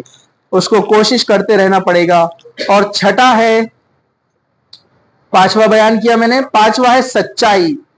سچائی سے مراد پوری صداقت کے ساتھ وہ اس کلمے کا اقرار کرے. جیسے انس بن مالک رضی اللہ عنہ سے روایت ہے کہ رسول اکرم صلی اللہ علیہ وسلم فرمایا، معاذ رضی اللہ عنہ سے فرمایا آپ نے کہ جس انسان نے صدقے دل، سچے دل سے گواہی دی کہ اللہ کے علاوہ کوئی معبود نہیں ہے اور محمد صلی اللہ علیہ وسلم اس کے بندے اور رسول ہے، اس پر جہنم کی آگ حرام ہے. جو شخص سچے دل سے یقین کر لے کلمے پر، اس پر جہنم کی آگ حرام ہے. اسی طرح اخلاص، سچائی دل سے تو بول دیا، لیکن اخلاص کا مطلب کیا ہوتا ہے؟ اس کا لیول ہے کہ کس کے اندر کتنا خلوص ہے. میں چھوٹی سی مثال دیتا ہوں. میں نے کسی سے کہا کہ بچوں رکو، اپنے کو ایک کام کرنا ہے. اچھا میں ابھی آیا 2 منٹ میں. تو کچھ بچے بولتے، سر نے بولے رکو، چلو رکو، بولتے اندو کار رکے جا رہے. مطلب ان کا کام میں خلوص نہیں ہے، وہ کام میں ان کا انٹرسٹ نہیں ہے، اخلاص نہیں ہے اس کو. کچھ بولتے نہیں یار ایک کام ہے کچھ تو بھی اس لیے رکنا پڑے گا. 5 منٹ کچھ لوگ رک پاتے، کچھ 10 منٹ رکتے، کچھ 15 منٹ رکتے ہیں. اخلاص جس کا جتنا زیادہ رہے گا وہ اتنا انتظار کرتا رہے گا. یہ سمجھنے کے لیے بات ہے، چھوٹی سی مثال ہے. کچھ بولے گا نہیں سر نے بولے پکا کال بھی کرے کہ آ رہی پکا، تو پھر تو مجھے رکنا ہی چاہیے. جس کا اخلاص سب سے زیادہ ہے، کیونکہ ایک نیک کام کرنے کا بولے سر نے کچھ تو بھی. تو یہ اخلاص کو سمجھانے کے لیے مثال دے رہا میں آپ کو. میں آپ کو ابھی بول رہا نہیں رکنا ہے بول کے یہاں پر، ٹھیک ہے؟ بیگ سیدھا کر رہے سب لوگ نہیں تو ٹھیک ہے، یہ ایگزامپل ہے. تو اس کو بولتے اخلاص. ویسے بندہ اللہ تعالیٰ کے ساتھ اخلاص کے ساتھ کیسے رہتا ہے؟ کلمے پر جب جم جاتا ہے، پریشانیاں، مصیبتیں، پرابلمز آتے جا رہی ہے، پھر بھی اس کا دل پورا اللہ پر یقین ہے، کلمے پر یقین ہے، وہ اس سے ذرا بھی ڈگمگاتا نہیں، اس کا اخلاص اتنا زیادہ ہے. دنیا اس کو دیکھے یا نہ دیکھے، خوش ہو ناراض ہو، دنیا اس کے ساتھ ہو یا اس کے مخالف ہو، اس کو کچھ فرق نہیں پڑتا. یہ اخلاص ہے کہ وہ خالص سچے دل سے لگا ہے کلمے سے. وہ ہر چیز میں سوچتا ہے کہ اس کا رب یہ عمل کرنے سے خوش ہوگا اور یہ گناہ کرنے سے اس کا رب ناراض ہوگا. کسی کو دکھانا اس کا مقصد نہیں. اس کو بولتے ہیں خالص، کہ ڈائریکٹ اللہ سے اس کا کنیکشن ہے، بیچ میں کوئی بھی نہیں ہے. پوری دنیا ناراض ہو جائے اس کو چلتا ہے. یہ ہے. اور اللہ کے مخلص بندے جو رہتے ہیں بس اللہ ان سے محبت کرتا ہے، تو اس کو بولتے ہیں اخلاص. اور 7واں ہے محبت، جس کے تعلق سے پہلے میں آپ کو ڈیٹیل میں بتا چکا ہوں کہ محبت اللہ سے کیسی ہونا چاہیے. اور اسی طرح تمام طواغیت کا انکار کر کے، مطلب جتنے بھی باطل خدا اور معبود اور گاڈ ہیں ان سب کا انکار، ان سب کی نفی، کہ اللہ کے علاوہ کوئی بھی نہیں ہے. یہ بھی اس کے اندر جو ہے شامل ہے۔ تو یہ تھا کلمے یعنی ایمانیت کے بارے میں، ایمان باللہ کے بارے میں کہ اللہ پر ہمارا ایمان کیسا ہو سکتا ہے کچھ باتیں آپ کو یاد رہی اور کچھ باتیں آپ بھول جائیں گے، اس لیے بعد میں کبھی اس ویڈیو کو آپ ڈبل سے ریپیٹ کیجئے تاکہ یہ اہم چیزیں آپ کو معلوم ہوں اور آپ کے ذہن و دماغ میں بیٹھ جائے، کیونکہ یہ اتنا اہم ہے، جنت میں جانے کی چابی ہے، کنجی ہے۔ اللہ تعالیٰ سے دعا ہے کہ اللہ سبحانہ و تعالیٰ ہمارے ایمان کو مکمل بنائے، تمام قسم کے شرک، لغویات اور وہ تمام چیزیں جو ایمان کو خراب کرتی ہے ہم سے اس کو دور کر دے۔ اللہ تعالیٰ ہم سب کو جب تک زندہ رکھے، اسلام پر زندہ رکھے، خاتمہ ایمان پر ہو۔ وآخر دعوانا الحمدللہ رب العالمین۔ سبحان ربک رب العزت عما یصفون وسلام علی المرسلین والحمدللہ رب العالمین۔